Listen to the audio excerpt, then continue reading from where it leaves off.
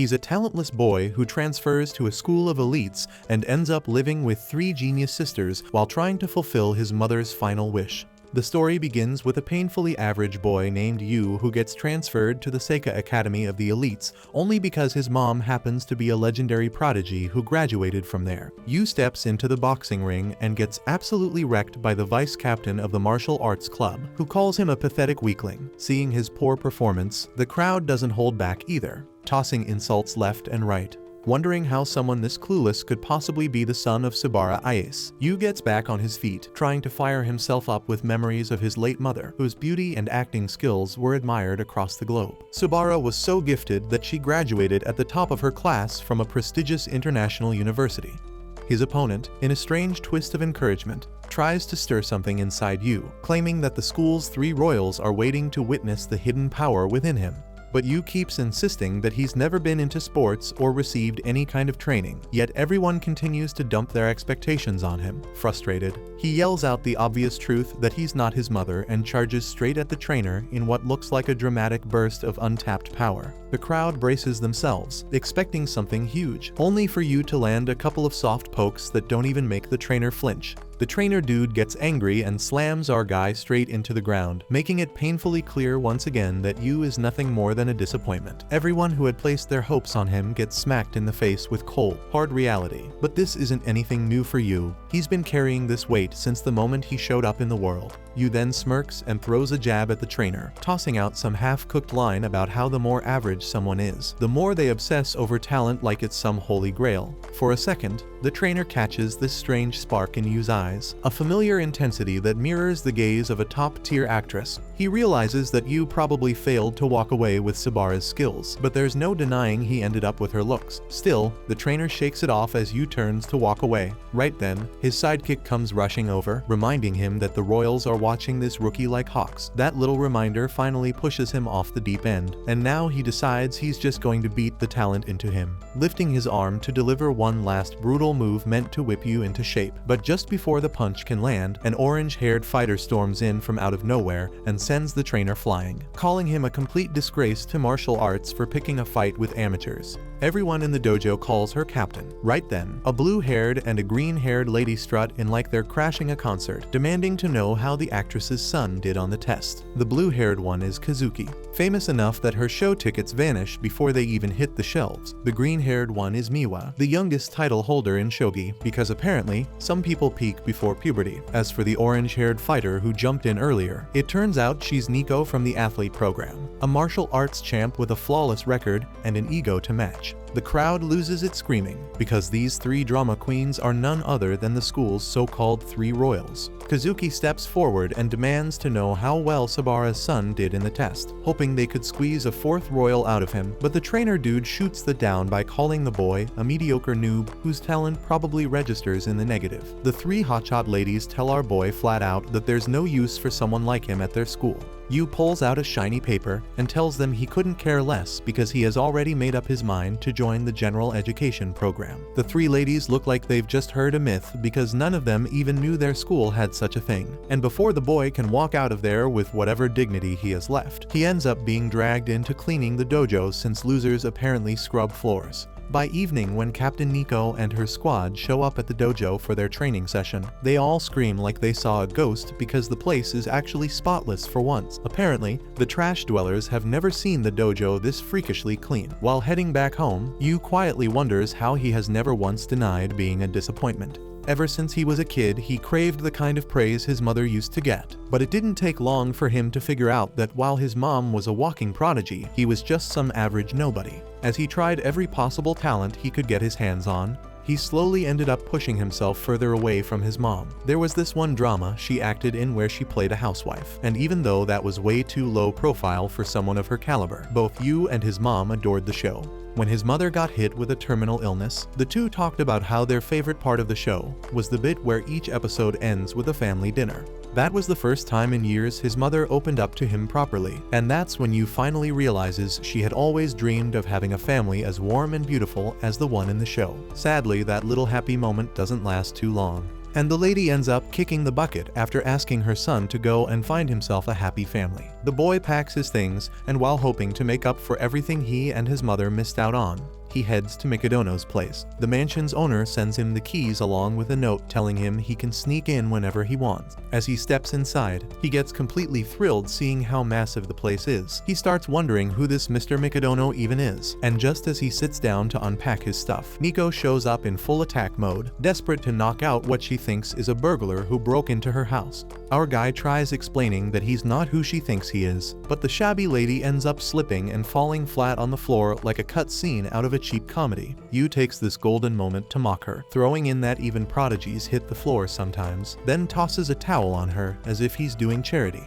Right then, Miwa and Kazuki show up and ask what this boy is doing in their house, and Nico's quick to point out he's clearly a burglar. As our hero tries to figure out why these royals are even here, he gets a call from Mikadono himself. The man asks if he's found the place and goes on to explain that his late mother was not only his friend, but also his benefactor, which is why he's now returning the favor. The shady mister then adds that he forgot to tell him that he has 3 daughters and tells the boy to get along with them. Yu turns toward the sisters, remembering his mother's dying wish, and starts thinking that now he actually has to become a family with the 3 Mikadono girls. To him, this whole situation feels nothing short of a dream. Living with 3 gifted cuties sounds like a blessing from the heavens. The girls, however, don't look too thrilled about the arrangement, but since their dad's the one calling the shots, they have no choice but to play along. Still, the boy manages to pull himself together and properly introduces himself again, hoping to get to know them better. Right then, the boy realizes something terrifying. The entire mansion looks like a pig pen dressed up as a house, covered in mess everywhere. Apparently, Kazuki was in charge of the dishes, but she made some half-baked excuse about not having time. In truth, she did try, but ended up breaking every single dish and gave up in frustration. Meanwhile, Miwa and Nico were supposed to handle the laundry and cleaning, but judging by how they look and move, they seem like the kind of disasters that need cleaning themselves. After getting roasted right where it hurts, the ladies quickly switch gears and start dragging our boy by bringing up how he barely managed a miserable 45 on the aptitude test, though Yu doesn't let that slide and mocks them by correcting it to 42. While the 3 of them keep bickering and throwing around useless complaints, they glance around and slowly notice that everything is suddenly shining like a 5-star hotel lobby. Turns out, while they were busy running their mouths, the boy had already turned into some sort of cleaning wizard. The next morning, our boy wakes up hoping to get to know the ladies better over breakfast since there's no school today. He plans to rest up a little, but that idea dies quickly thanks to non-stop earthquakes shaking the whole place, which turns out to be Nico casually splitting tiles with her bare fists in her personal dojo. After witnessing that madness, he heads over to check on the others. Miwa's busy playing shogi and arguing with an AI, while Kazuki looks like she's running a drug lab, tossing random stuff into a blender and making a suspicious milkshake that might either poison someone or kill them outright. When he asks what she's doing, Kazuki mocks him and says it's just their version of a morning routine, the same way people like him need to brush their teeth and do other basic stuff. As Yu tries suggesting dinner together, the eldest Mikadono daughter tells him to handle the house since they'll all be out with packed schedules and rehearsals. He then turns to Miwa to invite her for breakfast, but she's already downing juice, probably fueling her brain with all the sugar it needs. Feeling crushed, the non-prodigy in a house full of geniuses walks to the kitchen, thinking how it's just like it used to be with his mom, who only ever cooked for herself. Proving just how self-centered prodigies can get, he wonders how he failed to connect with his own family, yet somehow thought he could pull that off with complete strangers. Just when he sits down to enjoy breakfast, Nico walks in. Though she clearly wants to eat all the neatly baked food, she controls herself and claims it's an unbalanced meal for her. Yu starts licking the food to tempt her, but she loudly complains about the excessive carbohydrates and lipids, adding that she still needs at least 20 more grams of protein along with vitamin B. Yu finds it ridiculous how someone needs to calculate nutrients before eating. Nico explains that for her, eating right is just as important as training. As the girls get ready to leave, he remembers how his mother used to follow different diet plans depending on the type of shoot she had. When the ladies rush out toward the gate in a hurry, he suddenly appears behind them and says they've forgotten something. That instantly sends a chill down their spines, and they begin checking everything in panic while arguing over what's missing. But he only meant to wish them a good day. Even though they find it unnecessary, the girls end up blushing on their way to practice and somehow feel a little happy about it. Meanwhile, Yu moves on to doing the dishes, and in the middle of it, he receives a call from the shady Mr. Mikadono. The man informs him that he won't be around much due to his responsibilities, which basically leaves Yu stuck alone with the 3 girls. The uncle then asks him for a favor, saying he should support his daughters since they'll soon be facing their own hurdles. According to him, simply being there for them would be enough to help them open up. His future father-in-law goes into detail that each of the sisters has their problems to go through. Firstly, Kazuki has an upcoming audition.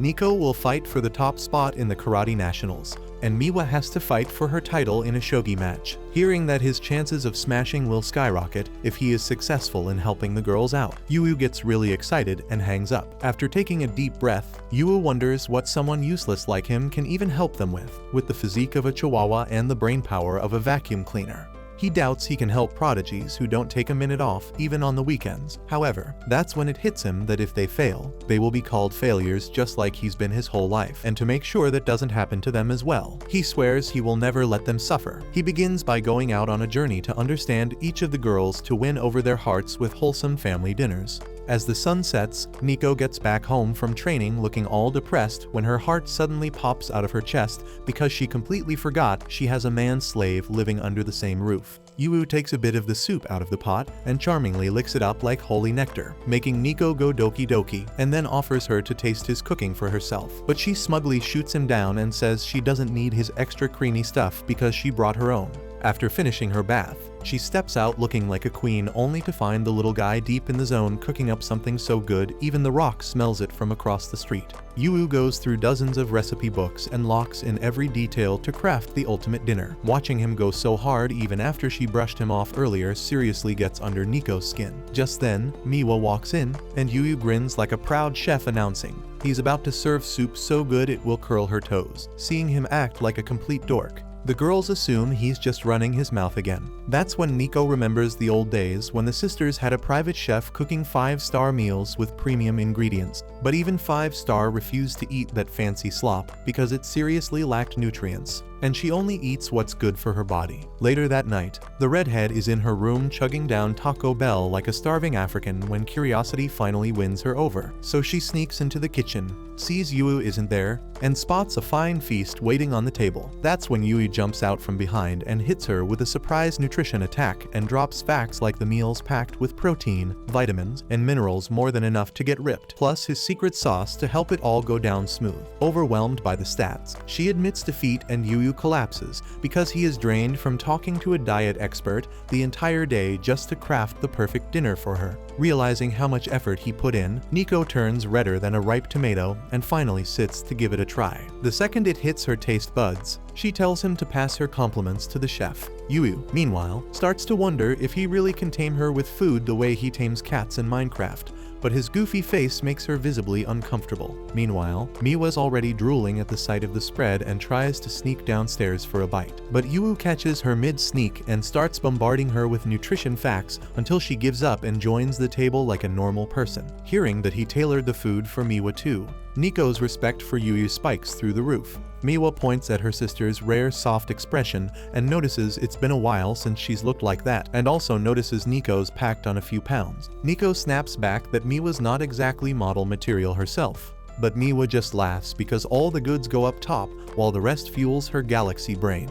While Yu is satisfied watching the sisters chat, Kazuki walks in and is instantly disgusted to see them eating together at the table like some kind of wholesome family. The Riz Lord sneaks up on her and casually lets her know he's got some brown rice packed with B12 for her skin, along with a salmon marinade full of antioxidants to wipe out all the depression from her long day at work. His pitch nearly works, but she shuts him down cold and refuses to be charmed like her weak-willed sisters. Nico snaps back and defends Yu's weak-willed tensions, but Kazuki makes it crystal clear she isn't against family bonding, and it's just that eating a peasant's cooking at the same table like a normal family doesn't quite suit the princess. And just like that, the last sliver of Yu's self-respect vanishes into the shadow realm. Seeing him look like his grandma just died, Nico grabs the plate from his hands and starts eating to cheer him up. But Yu recovers instantly and strongly warns her that if she keeps stealing extra servings, she really will turn into a chubby teddy bear. Miwa is baffled whether he even wants them to eat his cooking or not, while Nico nearly pops an aneurysm from his disrespect. Yu politely declares that it's his job to track everything that comes in or out of her body, and his outrageous wording nearly makes Nico explode in embarrassment. 3 days have passed since Yu moved in with the Mikadono sisters, but despite his tireless efforts, Kazuki still refuses to touch anything made by his filthy hands, recalling their father's order to help the girls reach their full potential. Yu channels his inner Lelouch and makes a plan A.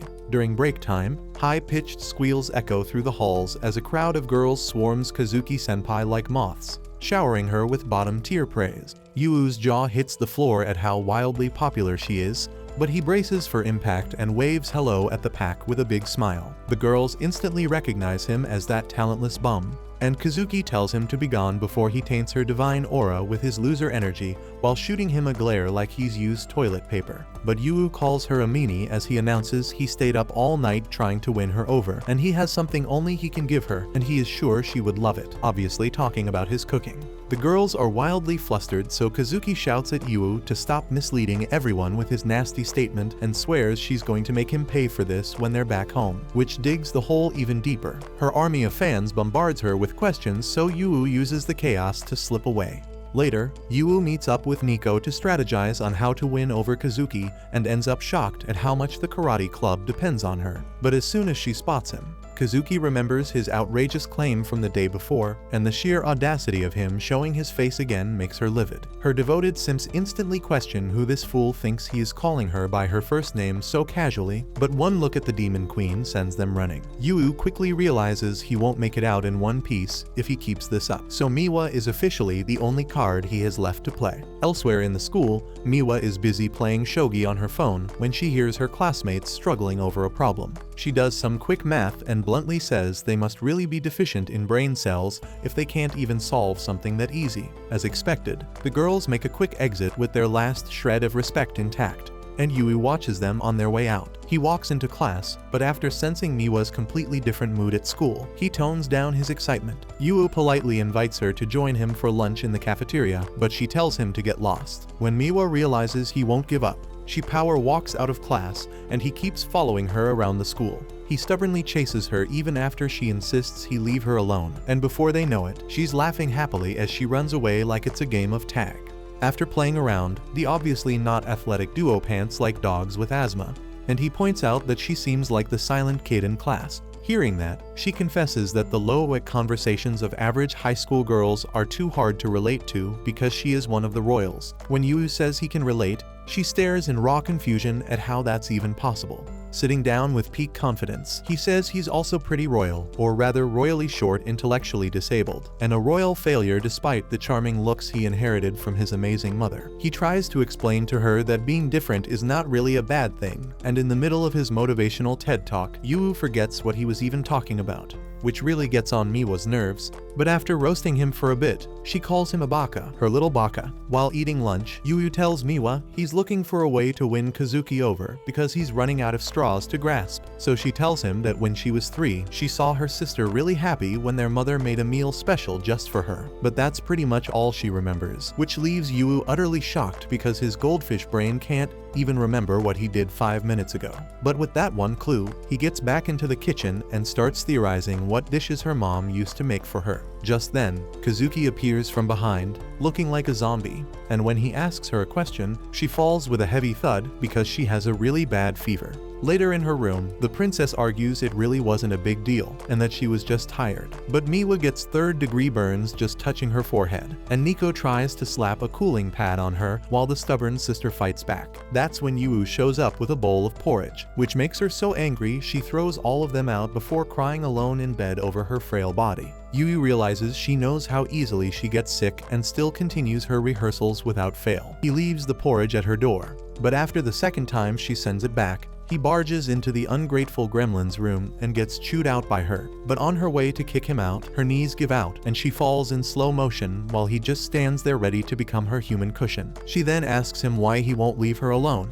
and Yu fires back that he wants her to get well soon so she doesn't miss rehearsals, and even offers to give her private classes. Kazuki seriously doubts his skills, but he brags that he debuted when he was 2 and asserts dominance as her senpai with 4 years of seniority. After going over the script, he takes the role of the princess while Kazuki plays the prince. Although the moment the first line more stiff than morning wood leaves his mouth, she slams the door in his face. Our boy tells her he was just warming up before he admits that his mom got him countless auditions and he failed every single one. That makes her really angry, and she tells the Nepo baby he'll never understand what hard work feels like. But he returns the next day after rereading the script, only to get rejected again. On the third day, he comes back after practicing 10 times, but his horrendous acting makes her ears bleed. The day after, she angrily tells him to stop nagging, so he admits defeat, while she remembers the high expectations of her acting team to carry the film with her flawless performance. Kazuki decides to get out of bed instead of wasting time, but when she sees Yu practicing in the living room, it's a real shocker how much he still sucks even after all that effort, and that makes her smile.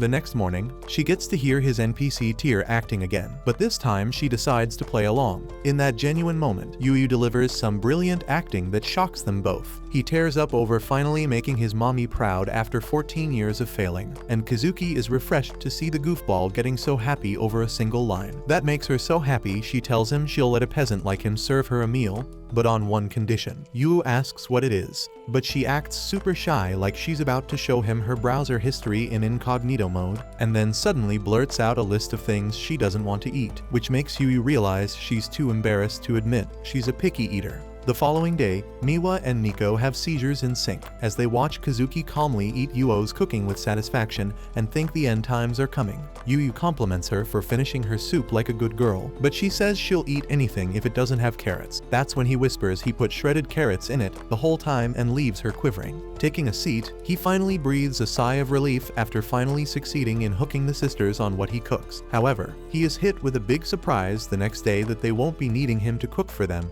because the girls will be out most of the day practicing for their big day. So he awkwardly wishes them a good day while feeling like a housewife who just got divorced. Still, that's nothing new for him, since his mother was also out for months at a time, though that's exactly why they didn't get to become close like they wished. Once again, he gets hit with a vibe check that the distance between geniuses like them and no lives like him is too big, and even though their father asked him to support them, he's lost on what to do. Staring out the window, he recalls a memory of a little note his mom wrote in the hospital, saying she wishes for him to have a happy family. And that's when he realizes he doesn't even know what a happy family is. Suddenly, he remembers the show in which his mom starred as the loving mother of a family show with zero drama and pure wholesome family-friendly goodness. He binges through 6 volumes in one sitting, and the part comes where his mom plays the happiest part of her life, her wedding. But it hits him that all of this is scripted, and the real family he's stuck with is the complete opposite of what she wished for him. Just then, the Mikadono sisters are back home and roast Miwa for being a slob because she acts so worn out it's like she's back from a shift in the coal mines. They find Yu wiping his tears while watching some movies and wonder just what got him so emotional. Miwa thinks it's just another family show, but the moment Kazuki sees his mom on TV,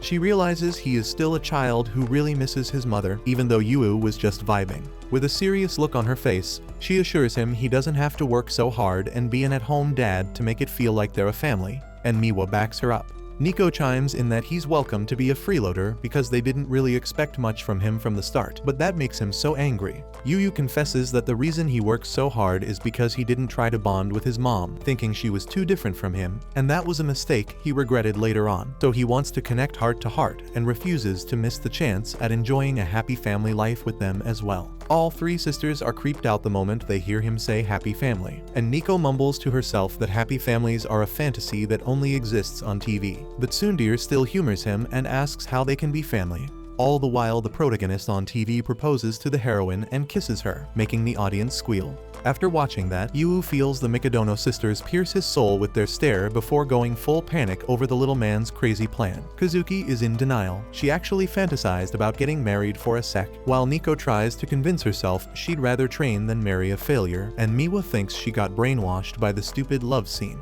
Right then, Yu declares that he's already made his choice and says Nico's name, leaving her frozen in place. He hypes it up and states they have to know each other's birthdays. The 3 sisters short circuit as he explains Nico Nico's in the same grade, so as family he should know whether she's his little sister or an Ara-Ara-1-san. That baffles the girls again, and they tell the freeloading peasant to stay in the trash where he belongs. Later in the bath, Nico is still flustered during her bath when she hears his low testosterone scream echoing from the kitchen. She rushes out thinking someone broke in, only to find him devastated because there's no bread left for sandwiches. Nico snaps at him to stop crying over things as tiny as him, but when she realizes she's basically naked, she flies off in embarrassment and bumps right into Miwa. Her intellectual sister immediately notices she's a bit too red for someone who just got out of the bath. Miwa begins analyzing every possible scenario that could have made her this flustered when Yu shows up with a bundle of towels. Her hormones go haywire the second his hand touches hers, so she drops the towels and starts bullying him,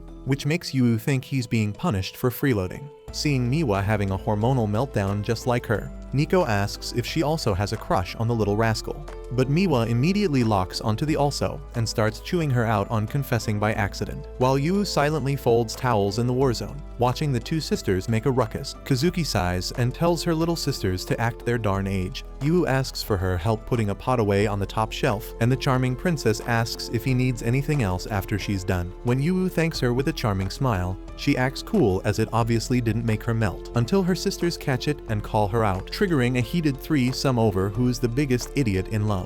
Eventually, Yu gets fed up and tells them all to knock it off because they're family. He also admits he has no clue what they're fighting about, which leaves the girls staring at him in raw disappointment. After they leave, he sighs and then notices they've left the entire living room in shambles. While cleaning up, Yu quietly reflects that real life will never be as perfect as it looks on TV. Even then, the dinner they shared is a memory he'll always treasure. He finds himself wishing for a happy life with them, and that's when he stumbles across an unexpected treasure, a photo of the Mikadono trio as adorable little kids. He instantly overdoses on the cuteness and wonders how they went from that to what they are now. He wishes he could take a new photo of them under the cherry blossom tree, and decides to ask around about who forgot the picture. But when he checks with the sisters, all three immediately slam the door in his face. That only fuels Sherlock Holmes' suspicions that one of them is hiding something. And if someone's holding on to this photo, it means deep down one of them misses the good old family days just like he does. However, the next morning all three sisters go their separate ways, shutting down his private investigation before it begins. Still, he's impressed to learn that these prodigies travel all over the country and decides to dig deeper into where their events are being held. And that's when he hits the jackpot. Later that night, Yu warms up some milk to help Kazuki sleep better, but Miwa and Nico look visibly annoyed because they forgot to book a hotel room. Right on cue, their knight in shining sarcasm stuns them by revealing he already booked a hotel for them. He hands them two separate maps and cheekily wishes them a happy stay because he picked out a 5-star place for them.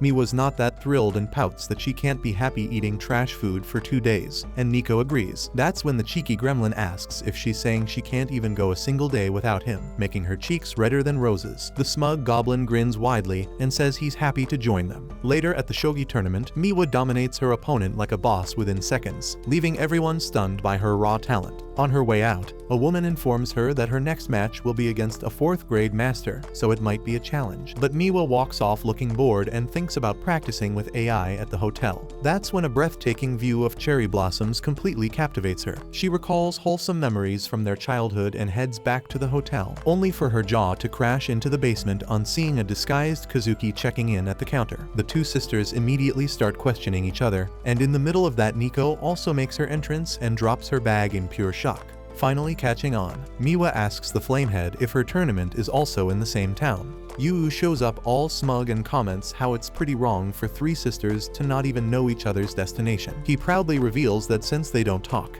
he made time for them to do exactly that. The sisters start raging when they learn he booked them into the same room. But Yu just pretends he's done them a huge favor by giving them a chance for a classic girl talk all night. Putting that aside, they ask what he's doing here, and Yu declares himself their official guide for the festival, while secretly scheming to take a family photo whether they like it or not. However, the sisters gang up on his dumb idea, so he tries to convince them there's a famous shrine they can visit to pray for luck. Nico shoots him down, saying she's not a failure like him who needs luck. But Yu argues that even top prodigies from Hollywood go there because faith unlocks a whole new level of confidence. Plus, it's a great way to blow off steam from their depressing routines. He finally wins them over by mentioning the fresh seafood since it's an oceanside town, and that leaves the girls, especially Kazuki, with no choice. She says it's all for her Insta page and suggests they go shopping for some tasteful drip. With that, they head to a kimono store Yu looked up beforehand, and the shopkeeper ladies are dazzled by the three legends suddenly appearing. They get excited and choose a mature-style kimono for Kazuki to match her grace, while Miwa picks a kitty-themed one to suit her playful personality. But when Yu turns to find Nico, she's still sitting there looking annoyed.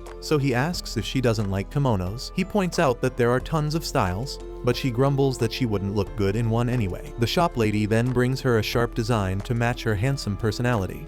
But Nico flashes back to when she once wanted a girly dress, and their father never let her buy anything feminine. She snaps at the shop lady, but right then Yu shows up with a kimono that radiates peak femininity, and says he thinks it's perfect for her because she's the cutest girl he knows. Nico gets hit right in the feelings, and when he asks her to choose between the two styles, she takes both into the changing room, and the moment she comes out with her hair tied, all three of them are completely blown away by her enchanting beauty. Afterwards, the not-so-typical family heads out to enjoy the festival. Miwa mentions that she's starting to feel hungry, prompting Yu to remind her to stay close and not wander off too far. Just then, the crowd recognizes Kazuki, and in no time, a swarm of people rushes toward her like a pack of fans desperate for an autograph. Yu had hoped the sisters would grow closer through this outing, but from the way things are unfolding, Kazuki seems to have switched into work mode. While she watches her sisters enjoy their food, Kazuki briefly feels a tinge of nostalgia, but brushes it off. At the same time, a girl nearby, who clearly has no interest in Kazuki, urges her friend to hurry up and follow her.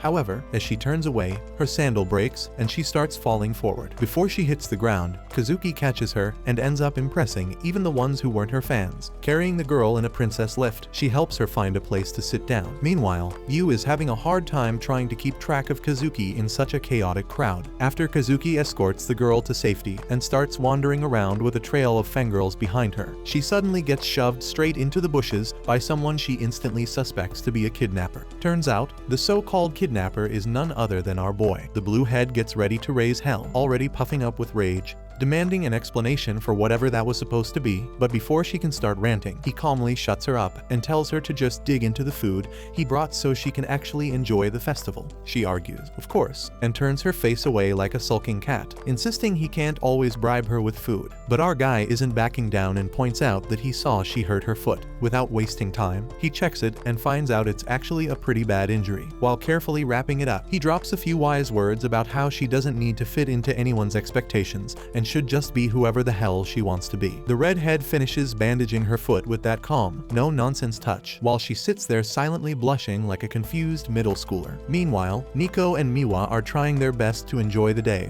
but it turns out the orange head is hilariously hopeless at festival games. Her face turns redder than a boiled tomato as she keeps failing to catch even a single salmon, flailing around like she's fishing with her eyes closed. Just then, both of them freeze when they spot their elder sister walking over to join them, and right beside her is Yu, who somehow convinced her to wear a sus mask to help her go incognito. Yu then suggests a match, teaming up with Kazuki, while the other side gets stuck with Nico and Miwa. Nico immediately takes a jab at her sister, saying she should wear that creepy smiley mask all the time since her usual face looks like she's ready to kill someone. Kazuki smiles under the mask, and the match kicks off. Yu ends up snapping his fish-catching paddle first, followed by Miwa, who instantly cries foul play and accuses her sister of cheating since she hasn't even chipped hers yet. Things spiral fast, and the challenge turns into a full-on sibling brawl. Yu backs off, figuring this might be a rare bonding moment in disguise, and dashes off to check out some grand competition happening nearby. Apparently, the task is to hop across lotus-shaped platforms and make it all the way to the Torii Gate, which honestly looks like a rigged game for superhumans. The winner not only gets a ridiculous amount of luck, but also an awkward selfie with the shrine's golden guardian. The hosts are dead serious too, claiming that setting the selfie as your phone wallpaper boosts your luck, and even throwing in a weird guarantee. Yu scrolls through the old festival photo of the sisters and realizes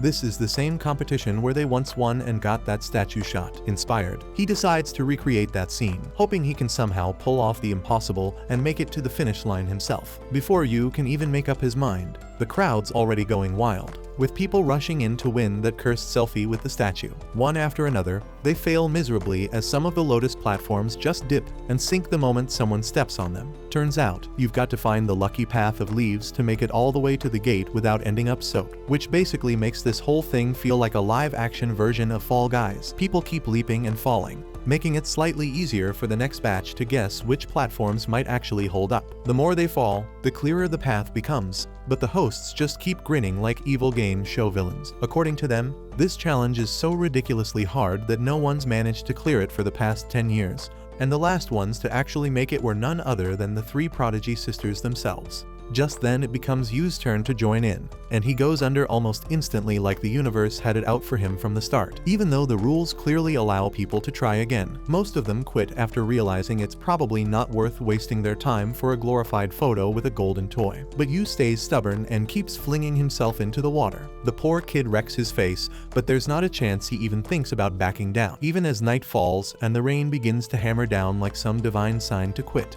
Yu still refuses to admit defeat. The hosts eventually try to talk him into giving up, saying it's not really about effort, but just pure dumb luck, and they even offer to let him snap a photo without technically winning.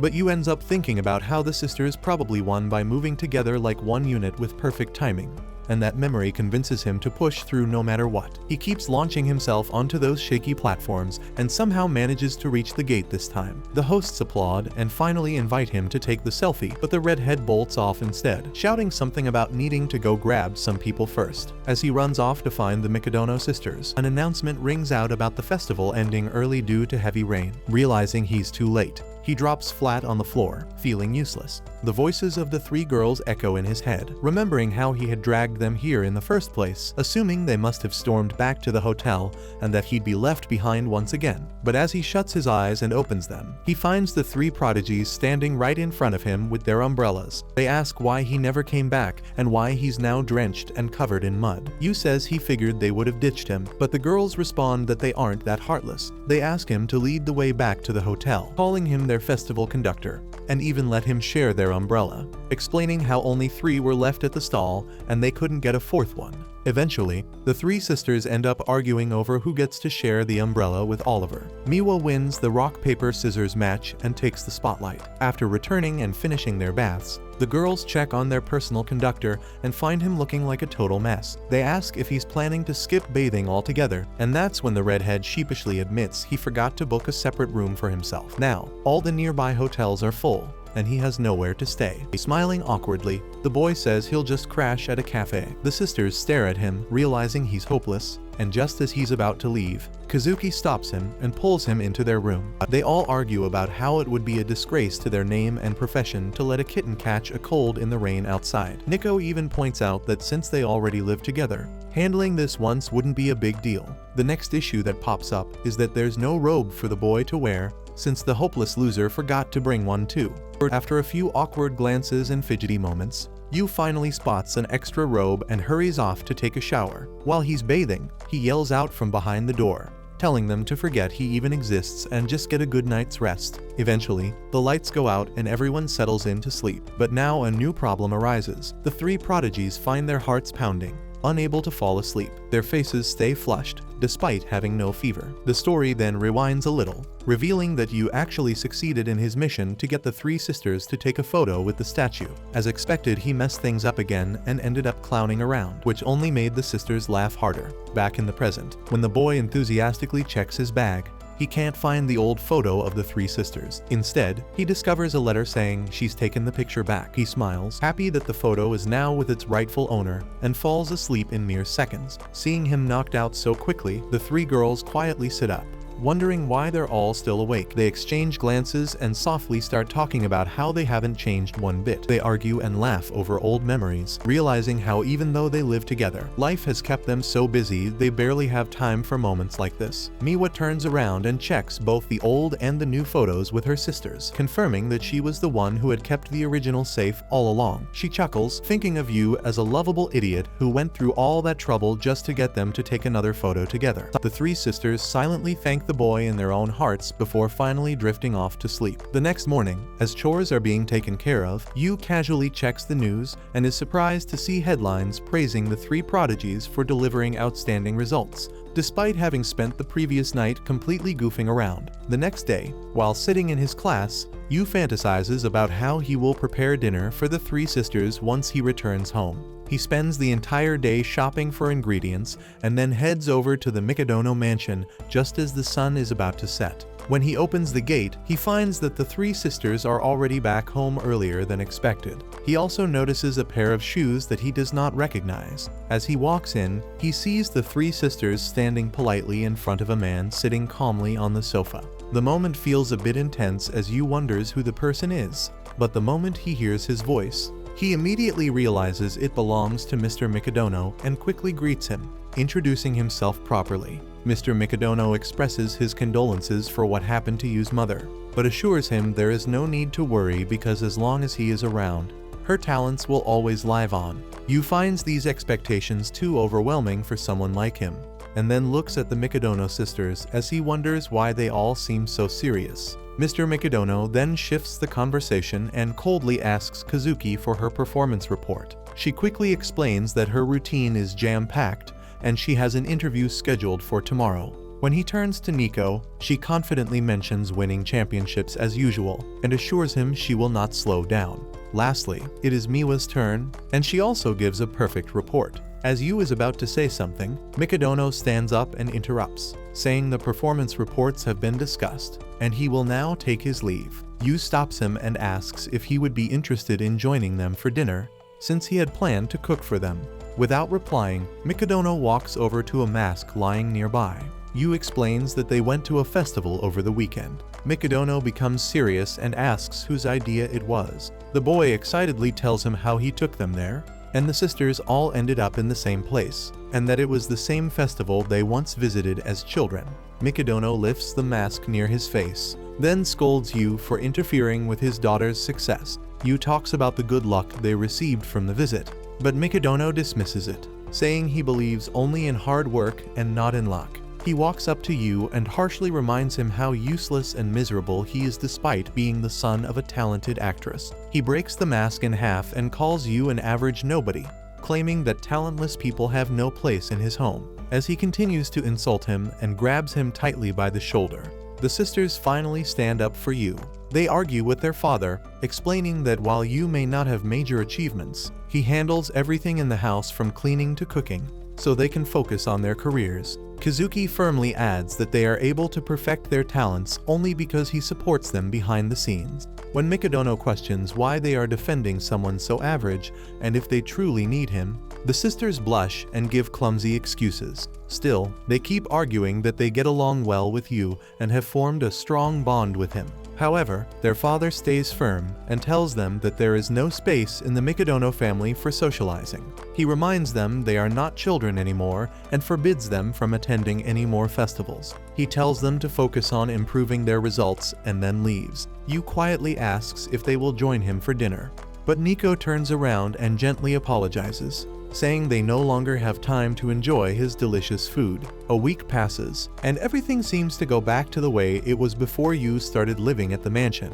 But after meeting their father, Yu finally understands why these girls work so hard to perfect their talents. And it is all because of their strict upbringing. He remembers how the sisters finally started getting along with each other. That night, everyone at the club is returning home, except for Nico, who stays late to practice like she used to. It turns out she had been coming home early just for dinner, but now she is back to her usual schedule. As she takes a break to eat, the food tastes bland after getting used to Yu's cooking. Kazuki feels the same as she looks at her healthy smoothie, packed with nutrients, but she cannot bring herself to drink it anymore. Even Miwa seems off as her usual snacks do not feel as exciting. All three girls find themselves stuck, wondering why they can no longer go back to their old routine. Meanwhile, even Yu feels down and wishes things could go back to how they used to be. He remembers the warm family from the TV show his mother acted in and decides he wants to create something just like that. This thought gives him a new sense of motivation. The next morning, as the three sisters step out of the house, Nico realizes that Yu didn't greet them with his usual cheerful voice, and that makes her feel sad. Later at school, when lunchtime arrives, Nico opens her bag to grab a protein bar, but instead finds a packed lunch. Her face turns as red as a tomato, and the same happens with the other two sisters, each finding a neatly packed meal. When Nico's crewmates ask if she is not going to eat it and suggest they could have it, she firmly refuses and says she will eat every bite herself. Meanwhile, Yu is asleep on his notebook, completely exhausted after waking up at 4 in the morning to prepare their meals. Later, when he finds their lunch boxes completely empty, he smiles to himself, knowing they enjoyed the food. That evening, the three sisters call Yu over and seriously tell him that they want to form a co-stewardship with him. Confused, Yu wonders why they are suddenly talking about ships. But the sisters do not look in the mood to be joking, as they remind him that their father warned he would throw Yu out unless he proved himself. So they propose that if he supports them in the coming challenges, they are willing to accept him as one of their own. They explain what lies ahead for each of them and say they need his help to face it all. Excited by the idea, Yu promises he will make lunch for them every day because they are a family. But the sisters correct him and explain clearly that he is only a supporter. The next day, just as the Mikadono sisters are about to leave for the day, Yu hands them their packed lunches. Kazuki informs him that they will be returning home around 7 in the evening, so he can get dinner ready for them as well. He sends them off with his usual warm wish, and for some reason, that simple gesture makes all three of them blush like hot tomatoes, almost as if everything feels just right in that moment. Later during practice, Kazuki wears a wig and awkwardly tries working on her feminine side. But just then, two women suddenly appear and end up scaring the life out of her. While Nico is in the middle of practice, her phone rings and she quickly answers, only to hear that her trainer has just returned from an overseas tour and wants to meet her. At the same time, little Miwa is deep in her own training session, but ends up being knocked down by her trainer. Her trainer calmly reminds her that the time is coming when she'll have to finally choose which path she truly wants to follow. By the time the Mikadono sisters return home later that evening, each of them has a lot running through her mind. But as soon as they enter the house, they find Yu clumsily running on top of a flour bag. And when they ask what he is doing, he tells them with confidence that he plans to add udon to the recipe and wants to use whole wheat flour this time to help lower the carb content in their diet. Just as he's explaining everything, he suddenly slips and falls hard, hurting himself in the process, which makes the girls laugh a little before walking off, mentioning that they'll still be joining him for dinner. Later that night at the table, the sisters remark that the food tastes a bit average today, which leads them to recall how their father used to hate anything that felt mediocre. Yet in that quiet moment, each of them finds a kind of comfort in this mediocrity. Later, while Yu is doing the dishes, Kazuki walks in and offers to help, saying she's trying to work on her feminine side. Yu points out that doing the dishes doesn't really have anything to do with being feminine, but she insists and joins in anyway. When Yu brings up the audition, Kazuki suddenly panics a little, admitting that it's her first time playing a feminine role,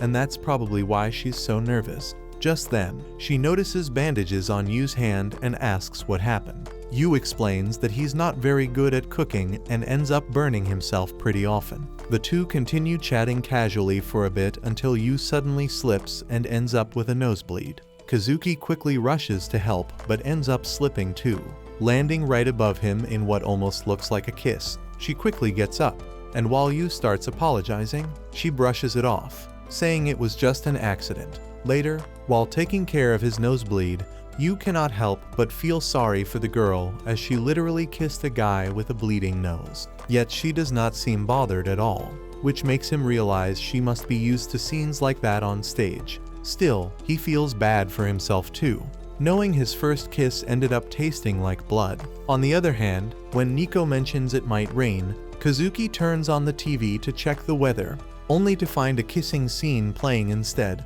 She quickly turns it off and tells Nico to check the weather online instead. After that, she comes across Miwa and says her jelly looks tasty. Miwa proudly says it was made just for her by the new kid, adding that it feels like nibbling on a pair of soft lips. The mention of lips throws Kazuki off again, and she slams her coffee on the table before storming off to her room and shutting the door behind her. As she touches her lips, still flustered, the boy suddenly walks in without knocking, which immediately triggers her anger. Yu calmly explains that he only came to clear the air, adding that he is pretty sure she would not want one of her kisses wasted on someone like him. He suggests they both pretend it never happened. As he walks out, Kazuki bursts with frustration, calling him a jerk for saying something like that.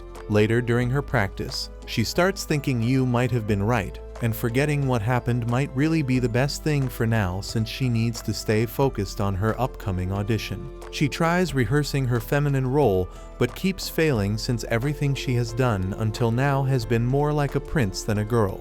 During another session, while once again acting in a prince role, she looks closely at the girl she is performing with and suddenly realizes what she had been missing in her earlier performance. Just when the scene leads into a kiss, her mind flashes back to her earlier accident, and she jumps back, completely embarrassed. Her director immediately stops her and asks what is going on, reminding her that whatever happens in her personal life will eventually affect her performance on stage. Later that night, Kazuki walks up to Yu and tells him that her practice has gotten tougher lately, so she needs him to make her some stamina-boosting meals. As Yu gets up and closes the curtains, she suddenly asks if he is free this Sunday. After he confirms, she steps a little closer, and in an awkward moment, she looks him in the eye and confidently tells him that she wants him to go on a date with her this Sunday. Yu blushes when he hears it and starts wondering if he has gotten himself into this situation because of that kiss. Meanwhile, the two other sisters eavesdrop, and both of them turn red as they clearly begin to feel jealous. Miwa finds it hard to believe that what she is hearing could actually be a real date, but Nico tells her to stop overthinking things, since it really does sound like an actual date. Both of them begin to question if Yu is okay with this arrangement, and then quietly return to their rooms. Once they leave, Kazuki hands Yu a poster for a heroine audition and begins to explain how she has always been cast in male roles throughout her life, which has now made it very difficult for her to act like a proper heroine. She also shares how her tutor once told her that her personal life would eventually affect her performance. Yu quickly picks up on what she is trying to say and realizes that Kazuki wants them to go on a pretend date, so she can get a better feel for acting like a girl. He happily agrees and tells her with a smile that he is all hers. Kazuki asks him not to let the other two find out and firmly warns him not to have any wrong ideas. Yu tells her to take it easy and adds that if she really wants this plan to work, the date needs to look completely real, so he promises to take her on the best one he can manage. On Saturday morning, while Yu is busy with his cleaning chores, Nico walks up to him and casually asks if he has any plans for Sunday. Yu lies to her, which instantly makes her furious. She becomes jealous, thinking that the date might be something very serious, and that must be the reason why Yu is trying to keep it hidden. Even Miwa seems unable to shake off the suspicion. That day, after she and Nico returned to their rooms, Miwa quietly sneaked back and overheard the last part of Yu's conversation, where he told Kazuki that he would take her on an awesome date. That night, during dinner, the entire atmosphere feels strange and heavy. Yu gives Kazuki a subtle wink, hoping to signal that he is fully prepared for the next day. However, the moment is caught by the other two girls, who suddenly begin to radiate a powerful aura.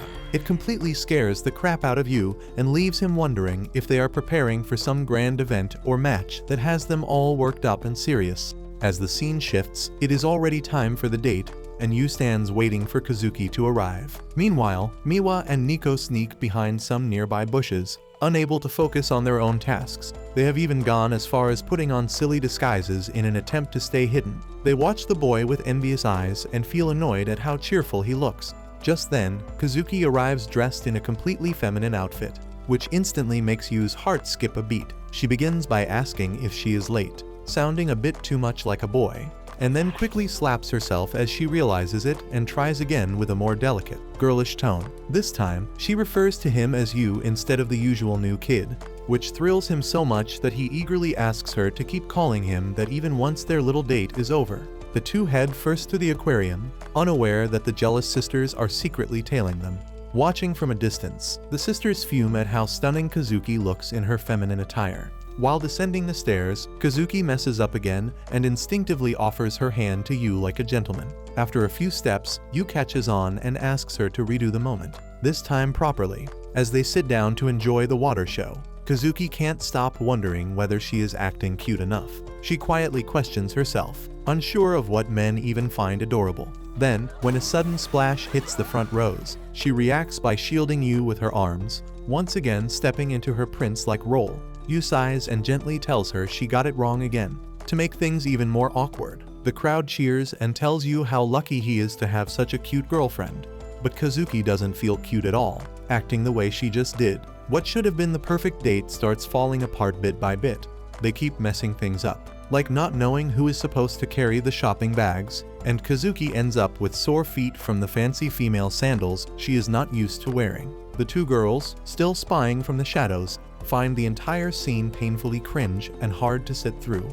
Later, when Yu excuses himself to use the washroom, Kazuki catches a glimpse of her reflection in the glass and sighs, thinking about how poorly she has been doing all day. She remembers how excited Yu had been about taking her out and starts wondering if he now regrets it.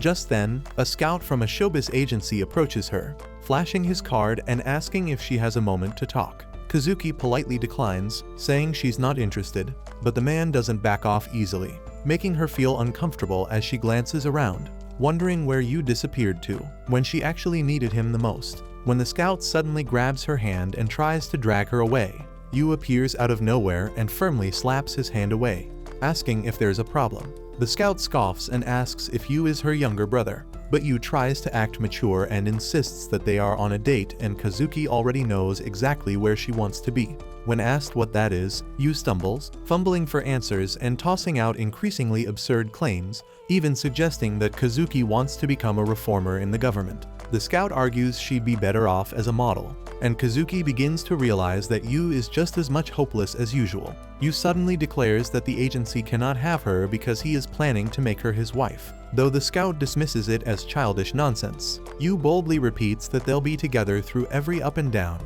The crowd around them falls silent, having overheard the entire proposal. After the scout finally gives up and leaves, Yu awkwardly apologizes and asks Kazuki to forget everything he just said. But from the look on her face, it doesn't seem like she will. He then takes her hand, surprised by how warm it feels, and leads her away, while the two jealous sisters watch from behind with growing concern that this might turn into a perfect date after all. After a while, Yu realizes that he's been holding Kazuki's hand without even thinking about it, and now neither of them seems ready to let go. The people around them find the scene rather adorable, though poor Yu keeps getting mistaken for Kazuki's younger brother.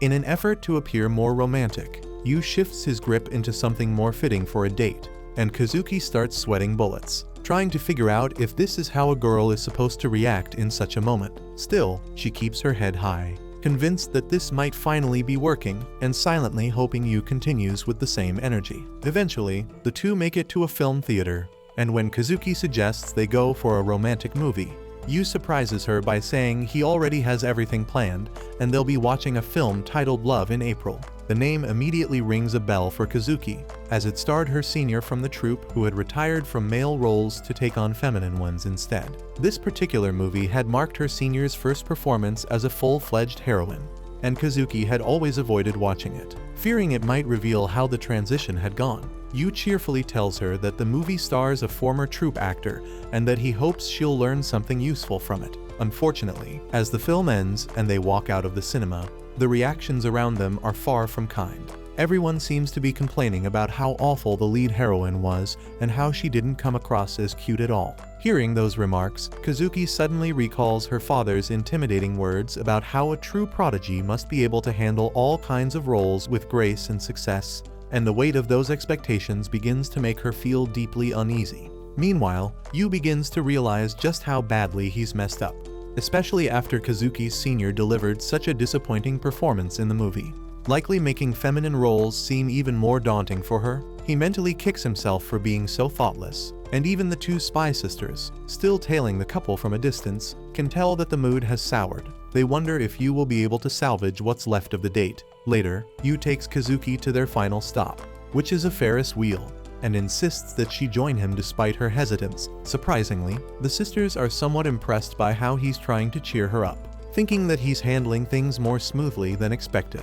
Just then, they overhear two boys passing by who argue that any guy who proposes at the top of a Ferris wheel always wins his love. All three girls blush, and before Kazuki can process the thought, Yu gently pulls her into the ride. Inside the cabin, Kazuki reflects on how Yu might have gone overboard and recalls how different she has always been from other girls her age. Her tall height pushed her into modeling early on, and she was recruited by the troupe at just 6 years old. While she initially enjoyed the work, over time, it became a series of achievements she was expected to fulfill. Eventually, failure stopped being an option, and the pressure mounted when her father insisted she take on a feminine role. She pictures herself failing and concludes that no one stands beside a failure, convincing herself that maybe it's better to withdraw from the audition entirely than to risk disgrace. Just then, her gaze shifts to Yu, who is literally on vibration thanks to his fear of heights, especially with the see-through glass floor beneath him.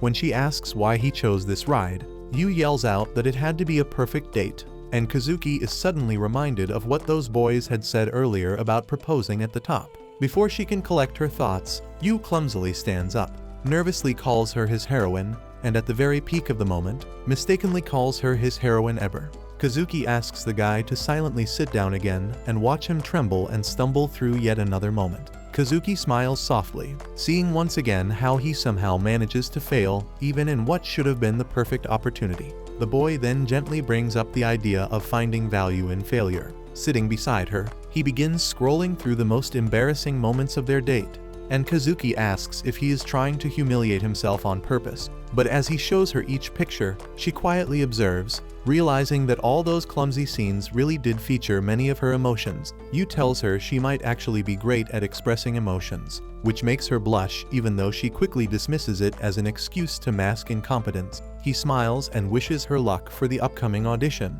and though she smirks in response, when the two step out of the Ferris wheel, almost glowing, the spying girls start to worry about what exactly happened up there. On their way back, Kazuki thanks Yu for the date, admitting that until now, she had always performed according to what others expected from her, but now, for the first time, she feels free to perform in a way that feels true to herself, knowing that there may be people out there who might even come to love her flaws. Yu reaches for her hand and tells her to remember this day, but Kazuki pulls her hand away, firmly stating that she does not rely on him to pass her audition.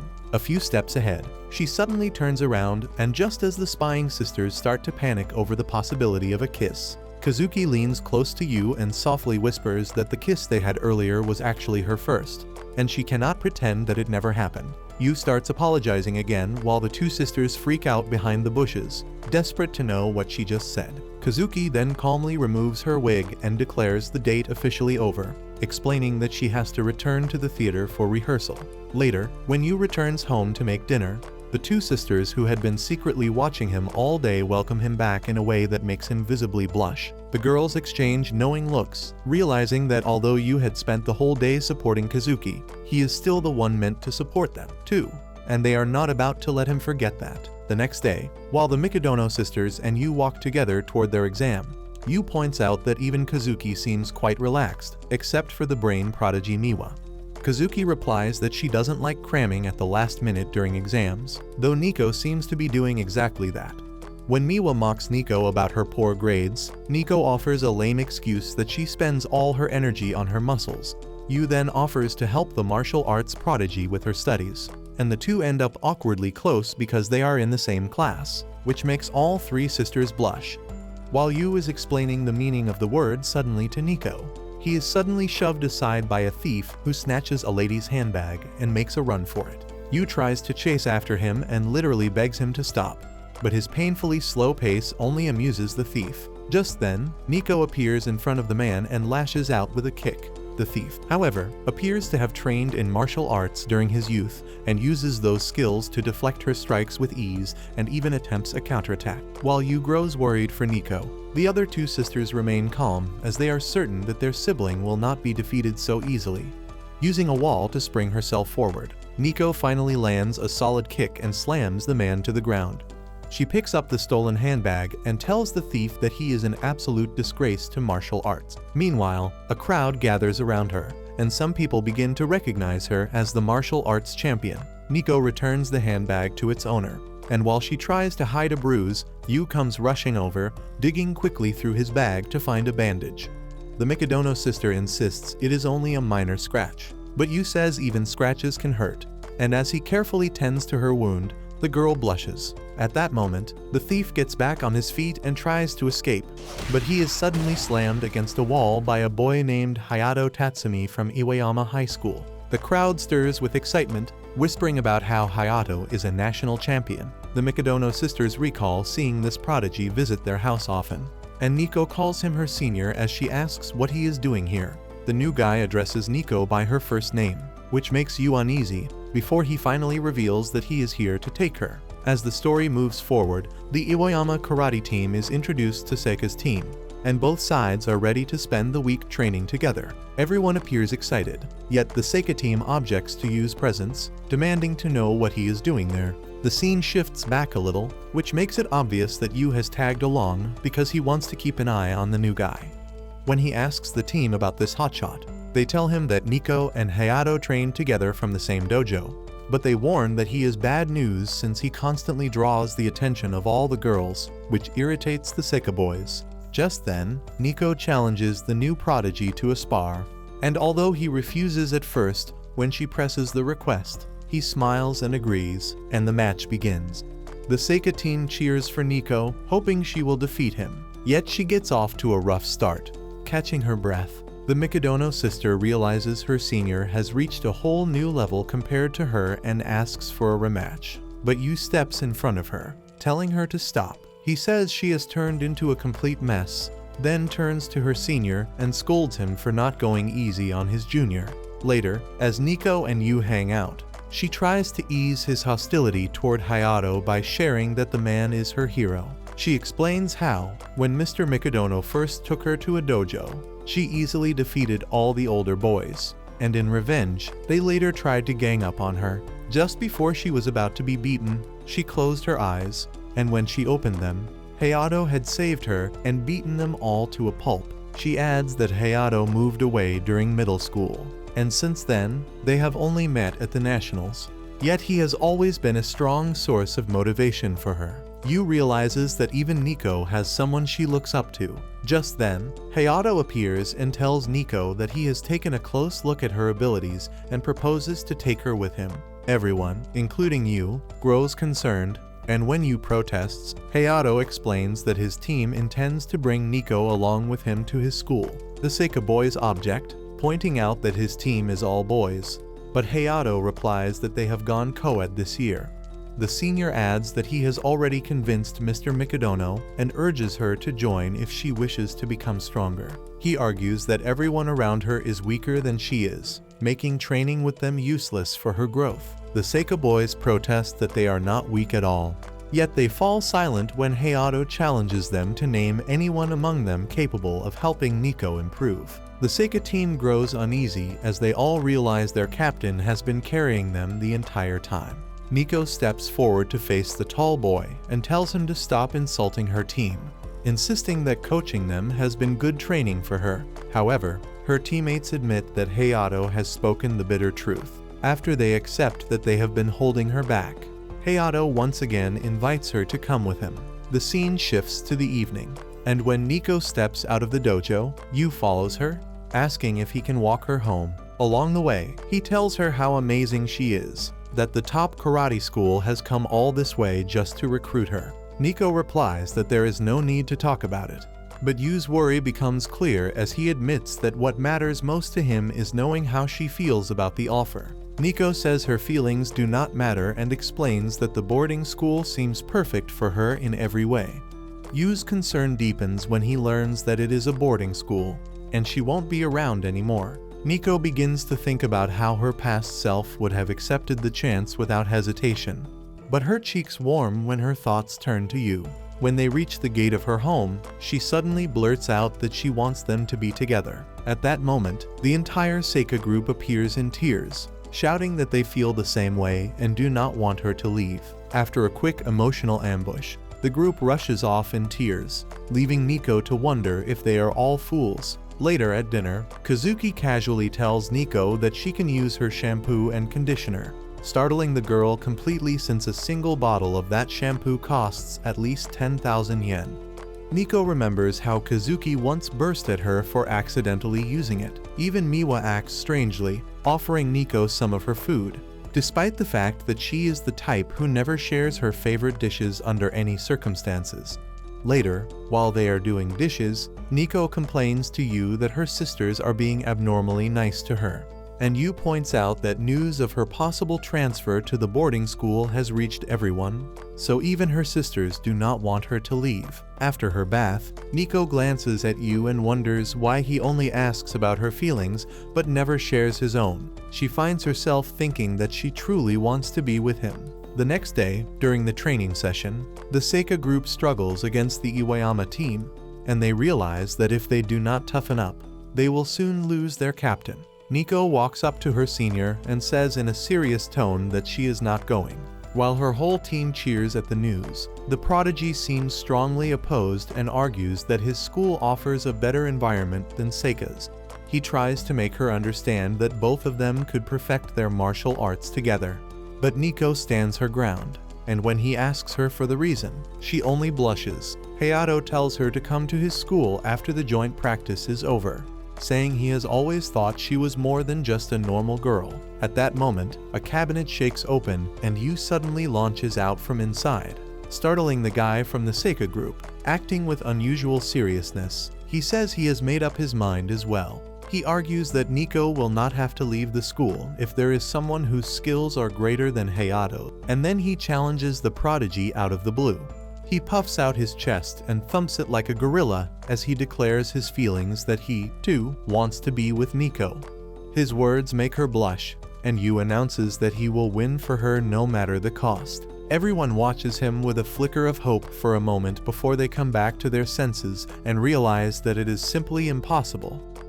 They try to convince the boy to at least look at the size difference, but when they see his determination, the whole Seika group begins to support him, saying he is the son of Subaru Ice and might have a trick up his sleeve. When Hayato hears that Yu is the son of the great prodigy herself, he smiles and remarks that Seika Academy seems to attract prodigies. He, however, makes it clear that he has no plan to go easy on the boy. Even Nico tries to make Yu understand that this is an impossible task for him, but she eventually gives up against his determination. As she blushes, the big guy Hayato accepts the duel and tells Yu the match will take place on the last day of the joint practice, after which he will take Nico with him. That night, Yu begins his practice with Nico after he has challenged the prodigy to a match in the heat of the moment. Even Nico does not plan on going easy on him, because she knows that her future now depends entirely on Yu. She starts his training by teaching him about light stepping and explains that Hayato's greatest weapon is his long-range kick, so Yu will need speed above all else. While Yu suddenly dashes toward her and tries to catch her off guard, he is immediately punched back by her and falls flat on the ground. Nico brings him some ice for his bruise, yet Yu keeps up his determination, even knowing the odds are completely against him. He tells her again that he wants to be with her, and just as she begins to blush like a tomato, he adds that he also wants to be with her sisters, which spoils all her expectations. Yu explains that he loves saying goodbye to them in the morning, and when he asks her why she is not taking the opportunity, he even gently pushes her to the wall. She finally blurts out that she likes his morning goodbyes too, and that her sisters give her motivation.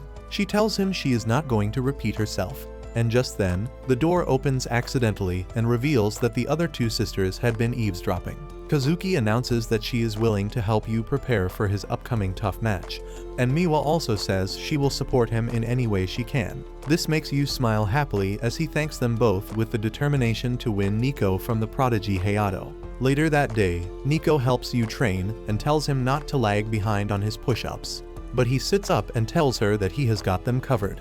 And we find out that in his letter of challenge to Hayato, he said that he's forbidden to use his dominant hand and foot, which only makes him angrier, but Nico admits that this is going to up their chances quite a bit. The next day, when Yu enters the house with Nico, he finds the rest of the two Mikadono sisters already waiting for them while being dressed in super cute aprons. Nico gets startled and asks what this is all about, and the sisters explain that they just wanted to support the boy. Yu appreciates their effort but throws in some mockery, pointing out how terrible they were at housework when he first came here.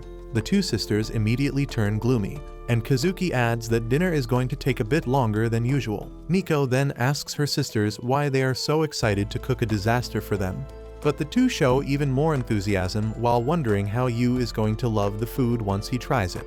However, even after the two give it everything they have, they still cannot make anything that even resembles edible food, and Yu eventually has to step in with a proposal that he could teach the two how to cook.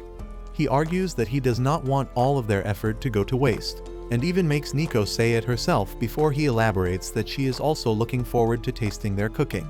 With that said, Yu begins teaching the two.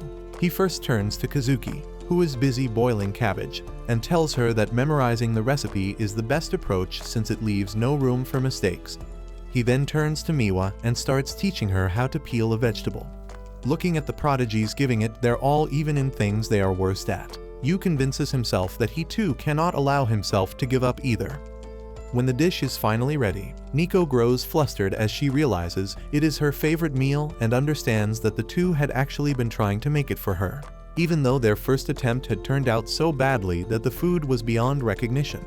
Kazuki tells Nico to feast on it before it gets cold, and she takes a bite, finding it surprisingly good. Yet when Yu tries to raise the spoon to eat, it slips from his hand as his arm begins shaking badly. Feeling embarrassed, Yu apologizes and explains that he has just been training too hard. And at that moment, Miwa offers her spoon to feed him, leaving the two other sisters completely shocked. Yu tells Miwa the food tastes great, which makes her blush, and Kazuki doesn't plan on being left behind either and blows gently on the bite to cool it and then feeds Yu herself. When Yu thanks her, both Kazuki and Miwa realize how good it feels to be the ones giving, since they are usually the ones being given things. Nico looks startled as she has never seen her sisters act this way before. Meanwhile, the two continue feeding Yu as if he were some kind of prince. Later that night, after Yu is done with his training, Nico appreciates him, and Kazuki brings him a towel while Miwa brings in some fresh lemon slices in honey for his fatigue. Nico gets a bit irritated by her sisters keeping up with their special treatment. Nico walks towards the boy and asks him to call it a day, as it is getting late. However, the boy keeps his spirits high and argues that he can still keep going. The next day, with only 2 days left before the grand match, Hayato walks down the hallway while recalling how much more enthusiastic Nico used to be. For her, strength had always been everything. Yet when she finally got the chance, she turned him down and refused to go with him. At that moment, Nico steps in front of him and greets him with a simple hi. Her senpai tells her that her spirit has grown weak and that instead of making her own decisions, she is depending on that loser kid. Calling it pathetic, he tells her that she is not this weak. Hayato then walks away, declaring that in 2 days, he will defeat Sabara's son and then take her to his school to beat her back into form. That day, while Nico is teaching Yu, she points out that his punches are actually getting stronger, but her mind keeps drifting back to what Hayato said about her relying on others. She apologizes to Yu for dragging him into her problems, admitting that she is the one who is supposed to be stronger. Her thoughts circle around Hayato, her father, and her team, who expect her to always be strong. She feels that everyone sees her as someone they can depend on, and even though she does want to be stronger, deep down she knows that this is not all she is. She remembers how scared she felt when fighting the big guy and how tempted she became by girlish things. And now she keeps hearing the voices of people, and even Mr. Mikadono echoing in her head, that she does not need to be feminine. This is why she has become too indecisive to choose between being feminine and being stronger. And she has always forced herself to believe that the real Nico Mikadono is not a feminine person. When she apologizes to Yu again for dragging him into her mess, he tells her that he was the one who challenged Tatsumi, but he also says that she has been acting far more out of character than she realizes, which hits her hard. Yu explains that when he first met her, he thought she was a monster, but after spending time with her, he realized that was not true, since she turned out to be managed and even curious about beauty, fashion, and flowers. Nico freaks out and bursts at him, shouting that she never asked him to spy on her, but Yu apologizes and says she was just too strong, and seeing her like that felt like a new side of her. As she gets flustered and turns away, Yu tells her that he never once thought it was weird. He explains that there is no wrong or right side to a person, and that her being strong, but also sometimes vulnerable, is the real Nico. Hearing this, she gets embarrassed and punches him so hard that he flies away and slams onto the floor. As Nico sits away in embarrassment, she admits that she wants to make her own choices, but also confesses that she wants his help too. While she argues about how indecisive she is, Yu walks up to her and tells her that the two of them will fight Hayato together, asking her to leave everything to him. The next day, both Kazuki and Miwa rush through their rehearsals, eager to finish quickly so they can come straight to watch Yu's match. Back at the match location, Yu and Nico stand before Hayato. Hayato demands an explanation from Nico about what she is doing here, but Yu steps forward with confidence and demands 2 matches from the big shot. He argues that since Hayato wants to take Nico away to make her stronger, if she defeats him then there will be no need to recruit her. After declaring this, he bows deeply before Hayato and begs him to let her stay, even if he loses against either of them. Nico's team sees Yu's actions as cheap, but the champion Hayato makes no excuses and accepts the unfair proposal. As the crowd begins talking trash about Yu, Nico grows worried and tells him he is making himself look like a villain in front of everyone. Yu, however, pays no attention, saying this is all part of his plan to protect her. Yu explains to Nico that he will be the one to go first and that his goal is to hurt the champion enough to give her a lead. Nico puts it into clearer words, asking if he actually means to be a sacrificial lamb. As the match is about to begin, Yu's hand starts trembling with fear, and Nico quickly rushes over, holding his hands as she tells him to stop being scared. When Yu steps into the battlefield, Hayato vows to take Nico with him. But Yu shows no fear as he declares that he will prove the results of training with Nico for an entire week. Yu manages to raise everyone's hopes, and just when it feels like something might actually happen, those hopes are crushed as the boy is beaten to a pulp instantly. People, however, do not blame him since he had trained for only 1 week. Yu makes his way back to Nico and apologizes for losing so miserably. She tells him it was the right choice to let her in and admits she realizes that he truly put in real effort throughout the whole week. With that, Nico walks onto the battlefield for her match and feels a surge of determination when Yu tells her to do her best. As the fight begins, Nico lands the first blow and starts off strong with her incredible speed. She knows that the only way to win is to get closer to her senpai, and she even manages to apparently push Hayato onto the defensive. Her teammates cheer with excitement, and the one with gray hair randomly nicknames her the Thunderbolt of Seika. Nico begins to worry as she wonders why her senpai is fighting only on the defensive. It feels to her as if he is shouting that he can already predict her every move. At that moment, Hayato smiles and lands a solid middle punch on her. While watching her fight, Hayato thinks about Nico's style. He knows how quick she is and that her karate form is a perfect textbook example of how to fight. But the problem is that she never strays from convention, which makes her far too predictable. Nico attempts an upper kick, but she fails, and Hayato immediately scores another point with a second middle punch, leaving her only 1 point away from defeat. Losing her confidence, Nico hears Hayato telling her that this has been enough embarrassment for her and asking her to go with him already. Just as she is about to admit defeat and let go of her dream, Yu shouts out to her, and he has even managed to create an instant cheerleading team, convincing the Seika group that it is important for her to win. Startled by this, Nico argues at first, but then she realizes this kid has always been this weird, and she actually laughs as she thinks about it. She finally regains her strength as she remembers Yu telling her that it is okay to be vulnerable at times. Finding her true self, she feels a new sense of confidence, and even Hayato notices that something about her has suddenly changed. When Nico charges at him this time, her moves turn unpredictable, and she manages to land an upper kick with a clever feint. Following that, she fakes a straight jab, suddenly leaps up, and uses a backhanded blow before flowing right into another unconventional move.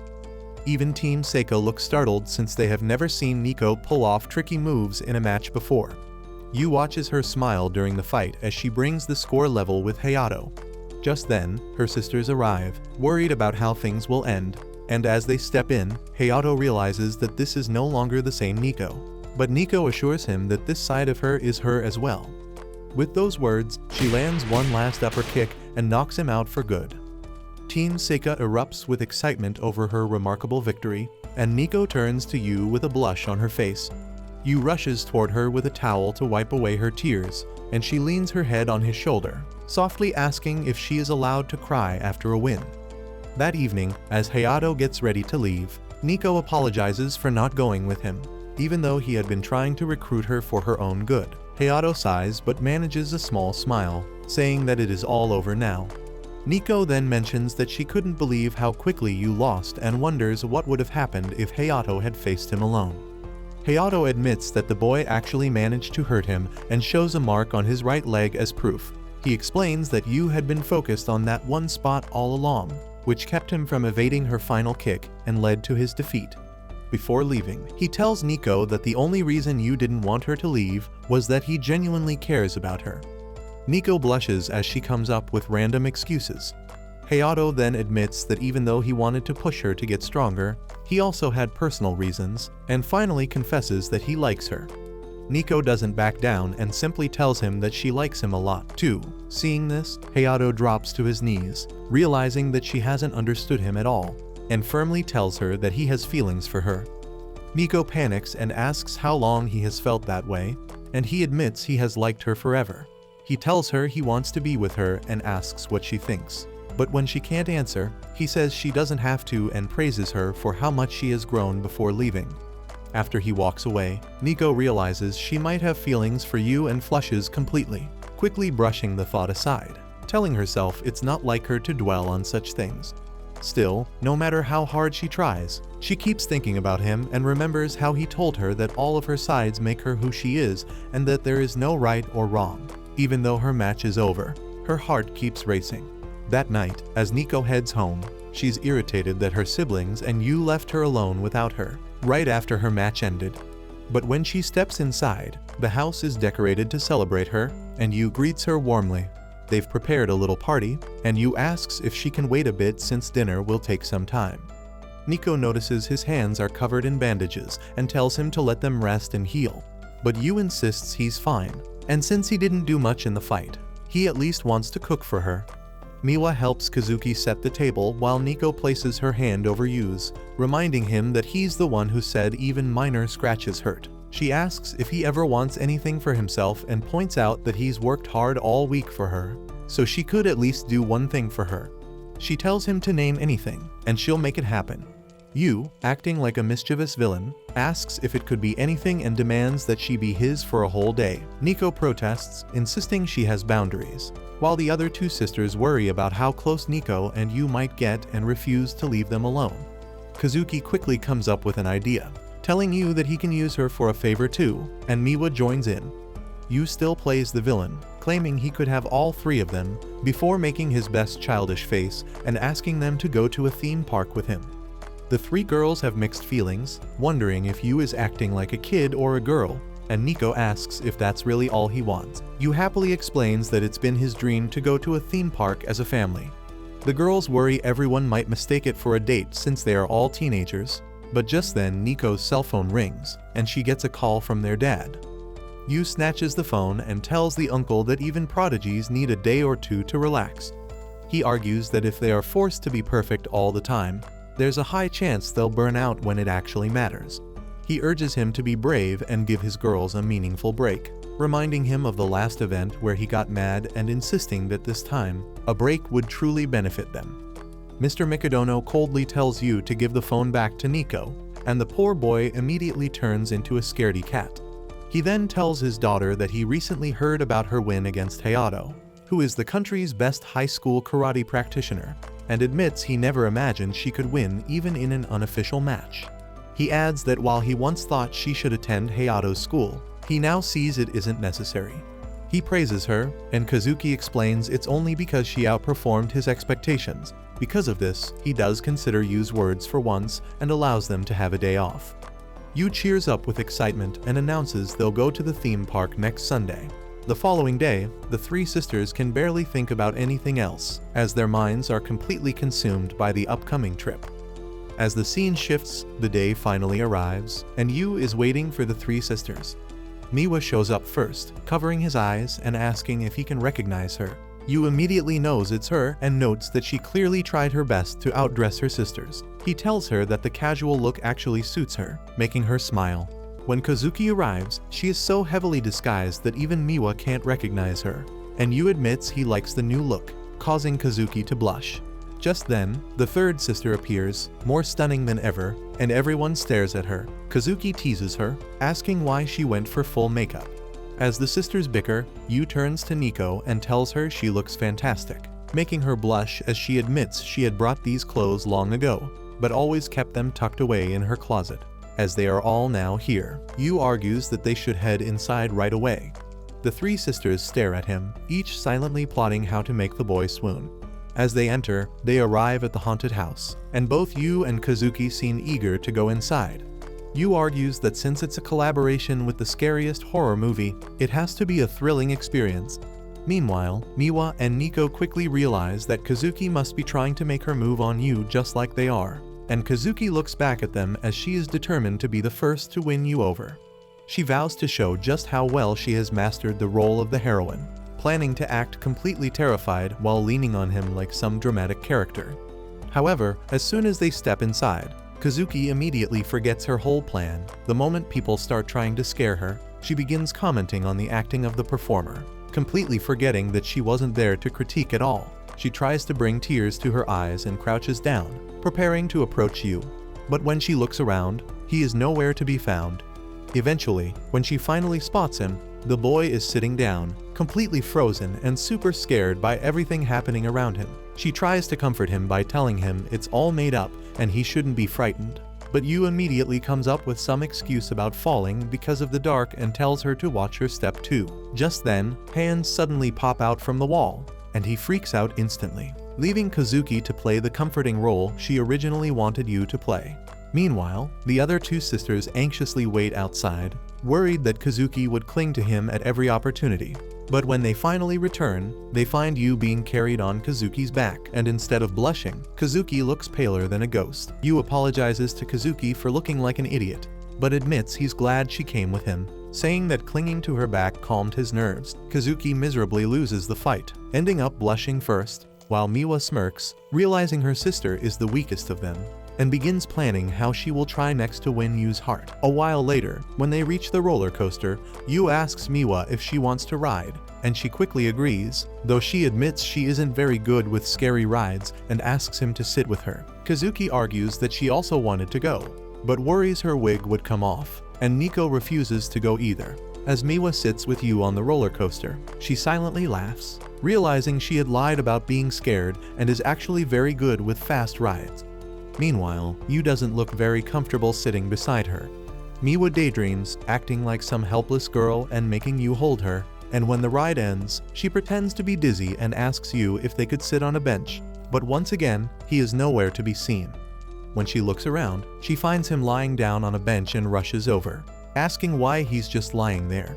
Yu admits that he's always been a chicken when it comes to scary rides and only went on this one because he wanted to ride with her. This makes Miwa blush, and she gives him a pillow on her lap, turning completely red like a fresh tomato and utterly losing the battle. Next, Nico seems determined to swoon the boy to death as she takes him on the coffee cups. She claims she likes attractions where they can control the speed themselves and act all cool on the outside.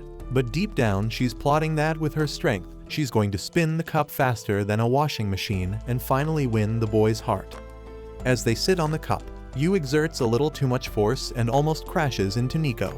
She screams, and when he really gets too close, she punches him away but barely holds him by the back of his collar. The two sisters watching realize that Nico never really had a chance. After miserably failing, the girls now try to make the boy blush while eating. First, Miwa plucks a tiny grain from Yu's face and pops it into her mouth, hoping he would blush, but instead, he does the same to her, leaving Miwa completely red. Next, it's Kazuki's turn, and she brings a 2-straw drink, hoping to sip together with Yu, but just as he takes a sip, she shouts at him to back up and ruins her plan again. Finally, it's Nico's turn, but she ends up liking the churros so much that she completely forgets her intentions and thanks Yu for helping her try them. None of the sisters managed to succeed in any of their schemes, and it was finally time to head back home. The girls wondered why Yu had asked them to come along when he himself couldn't handle any of the attractions, making them realize that maybe he actually wanted to come as a family. Nico grabs his phone and takes a selfie, asking him to keep it as a memento. She admits that she had a blast and agrees that if he hadn't brought them here, they would have never come at all. The other two sisters praise the boy as well, telling him that he was doing great as their supporter. All three thank him, which actually makes the boy blush, and the sisters realize just how easy it had been. While all this time they have been trying various complicated schemes that ended in total failure. On the train ride home, Miwa spots a poster showing her going up against Sakura Yaotome and thinks to herself that she doesn't want to go back just yet. The next morning, Miko and Kazuki feel more motivated than ever, and the sisters remind themselves just how important it is to nourish their minds once in a while. Just then, Yu comes rushing over and wishes the Mikadono sisters a safe practice. They reply in perfect sync, which makes them both blush. After they leave, Yu heads back to begin the day's chores, remembering how Miwa left early today. When he spots her bag sitting on a shelf, he panics as he realizes she forgot her lunch. Knowing how much she loves her meals, he decides to take it along and deliver it to her, wondering if today's match is so important that she didn't even think about bringing food. On the way, Yu stumbles across a bookworm and finds her a little odd since it's rare to see someone reading while walking on a sunny day. She bumps her head into an electricity pole, and just when it looks like she's about to trip over some paving under construction, Yu rushes toward her, but she walks across him. The girl notices him and asks if he needs something. Yu notices how much she has been sweating without realizing it herself, so he offers her a dried plum. He explains that it will restore the salt, vitamin C, and minerals she lost from sweating, tells her to try it, and then runs off. The girl wonders who even carries dried plums in this kind of weather, but then pulls one out of her own pocket and realizes the boy is just like her.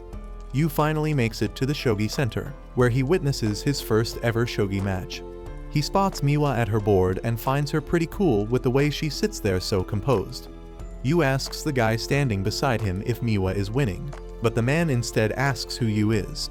He then explains that Miwa is a title holder, and though her skills are far superior, her opponent came prepared to deal with her style, which has put her under pressure. But he admits she still has a chance to make a comeback. As Yu watches, he sees her tense yet completely focused, and he realizes it is difficult to even approach her during the match. The game goes on until the man suddenly lights up, pointing out Miwa's habit of licking her tongue whenever she is sure of her victory, saying that once she does that, her opponent has no way to fight back. It happens just as he says, and her opponent concedes, giving Miwa the win.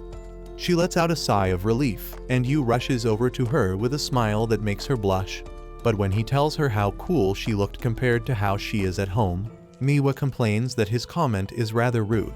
When Yu jokes that he should have taken her photo, Miwa quickly protests that she doesn't want people to see her and explains that she hates being seen as someone cool. Then she asks him what he is even doing there. Yu takes out her purse and says that playing shogi would drain her stamina, so he brought her plenty of side dishes. After handing her the lunch, he is about to leave, but Miwa stops him and asks if he wants to eat together. Yu finds it cute and tells her he will just go buy something nearby. But before he can, the girl from earlier dashes in, snatches Miwa's bag, and insists she has found the reason behind Miwa's recent poor performances. The scene shifts with the new girl now joining in for the meal, though Miwa is clearly not happy about her stealing her lunch. As the story rewinds, the girl argues that she can't believe Miwa has a boy cooking for her and blames him for her recent struggles, declaring she will confiscate the lunch. But Miwa yanks the bag back. The girl then makes a scene, claiming that her biggest rival is fighting over some stupid lunchbox, and Yu, overhearing the word rival, lights up in excitement and states that they will be the best of friends as well as rivals. The new girl gets excited and introduces herself as Miwa's eternal rival, Sakura Yaotome, but Miwa doesn't take it seriously as she argues that she is always the one winning all of their matches, even the private ones, and points out that Sakura hasn't won a single time against her. Sakura fires back, admitting that while Miwa's winning rate hasn't dropped, she doesn't see her at her usual capacity anymore, reminding her that the real Miwa would normally annihilate her opponent within seconds. She keeps shouting about how Miwa isn't in her usual form until she runs out of breath, then declares that she has finally earned the right to challenge her title and tells her that she is done for. Yu, however, can only notice how much Sakura seems to like Miwa, and Sakura excuses it by saying that, as her rival, she is bound to study her in full depth. After that, she continues following them around and ends up forcefully joining them for lunch, claiming it is part of her observation. Miwa tries to stop her by saying she cannot share her lunch with her, but Sakura boasts that she has brought her own, and the moment she opens the lid of her box, everyone is overwhelmed by some black matter radiating out of it. Miwa looks horrified and asks if she is really going to eat trash, But Sakura insists that it is fried eggs, and explains that because she is busy with her scientific research, she doesn't really care what her lunch looks like. Just then, a dog barks and knocks Sakura's lunch away, making her rush to catch it. But as she stumbles, Yu quickly follows and catches her before she falls. He helps her up and asks if she is alright, which makes Sakura blush while Miwa's mouth hangs open before she bursts out in anger. Feeling the pressure, Sakura suddenly slaps Yu and accuses him of being perverted, declaring that if she gets in trouble over this, she will put all the responsibility on him. Yu then hands her the rice ball he had also managed to catch, and while Sakura thanks him at first, she immediately gets mad again, arguing that she cannot possibly eat it. By this time, Miwa notices something strange, pointing out how Yu and Sakura actually look quite alike. Miwa asks how long Sakura plans on staying clung to Yu, and Sakura snaps back, saying it shouldn't concern her and that she should instead focus on her own match strategy. Miwa retorts that she doesn't need her telling her what to do, while Yu laughs, commenting how Miwa always seemed so lonely at school, but here she looked really cool. As the two girls continue to quarrel, Yu can't help but see their bond as a cute kind of friendship. Miwa, annoyed, stops pinching Sakura's cheeks and insists to Yu that they aren't friends at all, while Sakura immediately agrees and says they are rivals instead.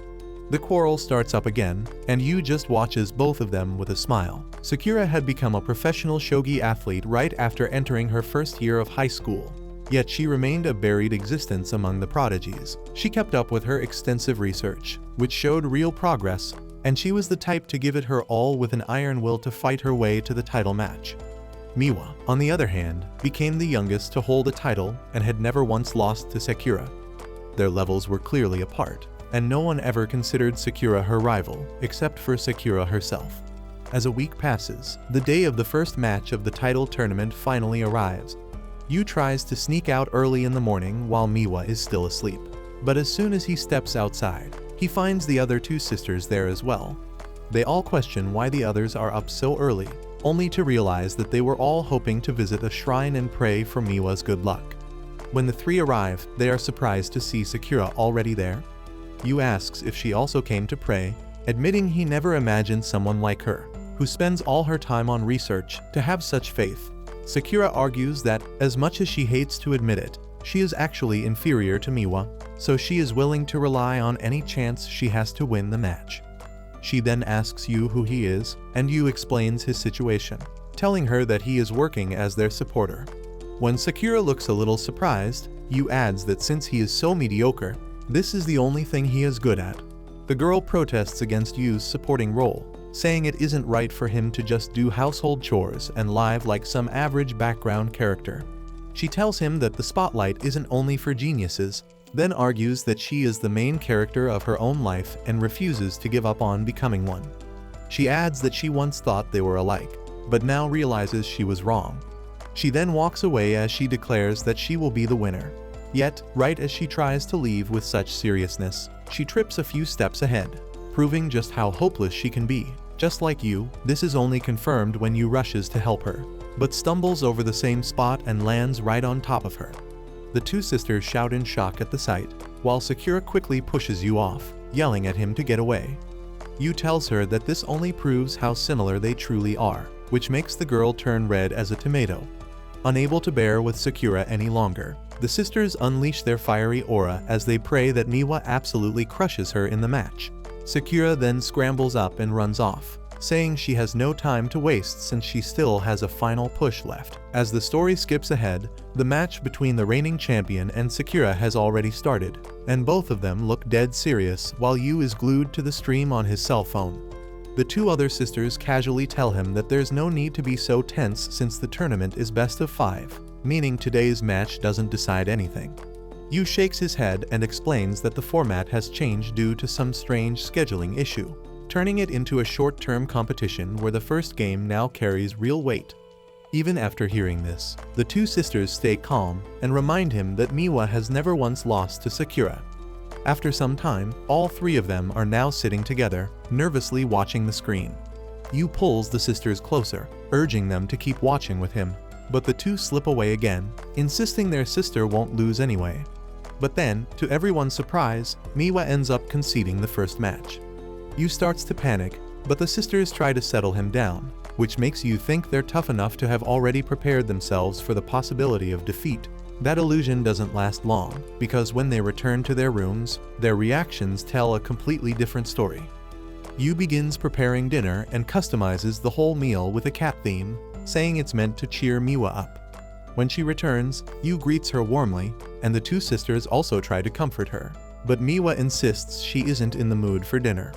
When Yu asks if she isn't hungry, she explains that she needs to focus on research for her next match and shuts herself in her room for the night. After hours of studying, she feels like she could use some sugar but finds nothing, only to discover her sisters have quietly left sweets outside her door. Just as she reaches for them, she gets startled by the sound of Yu's nose bubble popping as he dozes by the door. She tells him to go to his room, but Yu replies that he has been waiting for her because the snack he made still needed a final touch. He brings her to the kitchen and presents a late-night treat, which is a round black ball made from her favorite chocolate. He then finishes it off by pouring hot chocolate over it.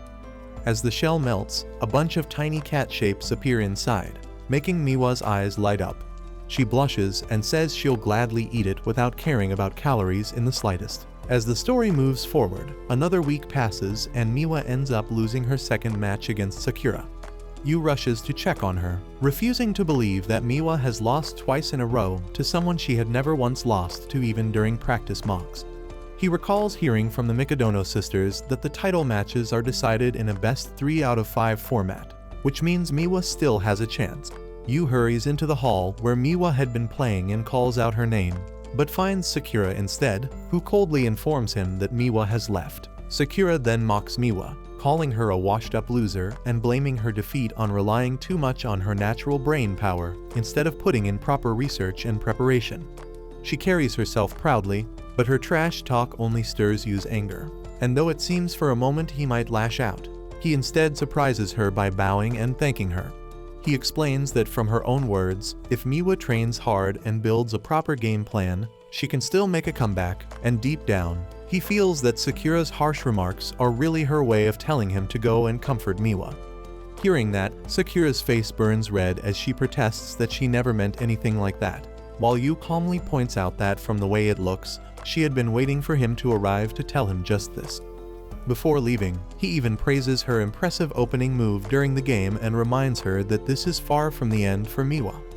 When Yu returns home, he finds the two Mikadono sisters looking disgusted and quickly asks if something has happened. They explain that Miwa did come back, but not long after, she suddenly ran out of the house.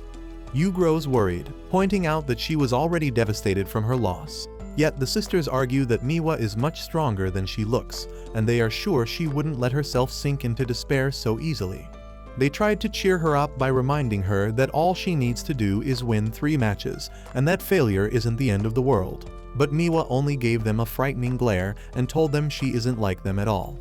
Kazuki admits that their attempt at giving advice only seemed to irritate her more, and now they feel even more concerned about what state she might be in. Without wasting another second, Yu bolts out the door to search for Miwa across the city, and asks the Mikadono sisters to stay behind in case she returns home. Soon rain begins pouring down, but Yu doesn't care in the slightest as he runs through the streets with his mind fixed on figuring out what could have made Miwa so upset. Following his instincts, he heads straight for a cat-themed cafe, and there, he finally finds Miwa sitting quietly and playing with a cat. Yu walks in and warmly tells Miwa just how relieved he is to see her safe and sound. Miwa, however, shoots back by asking what exactly he thought she would be doing, and Yu can only picture her sitting alone under some bridge, catching a cold in the rain. A waitress steps in and hands him a towel to dry off, after which he takes a seat across from her and asks if she comes to this cafe often.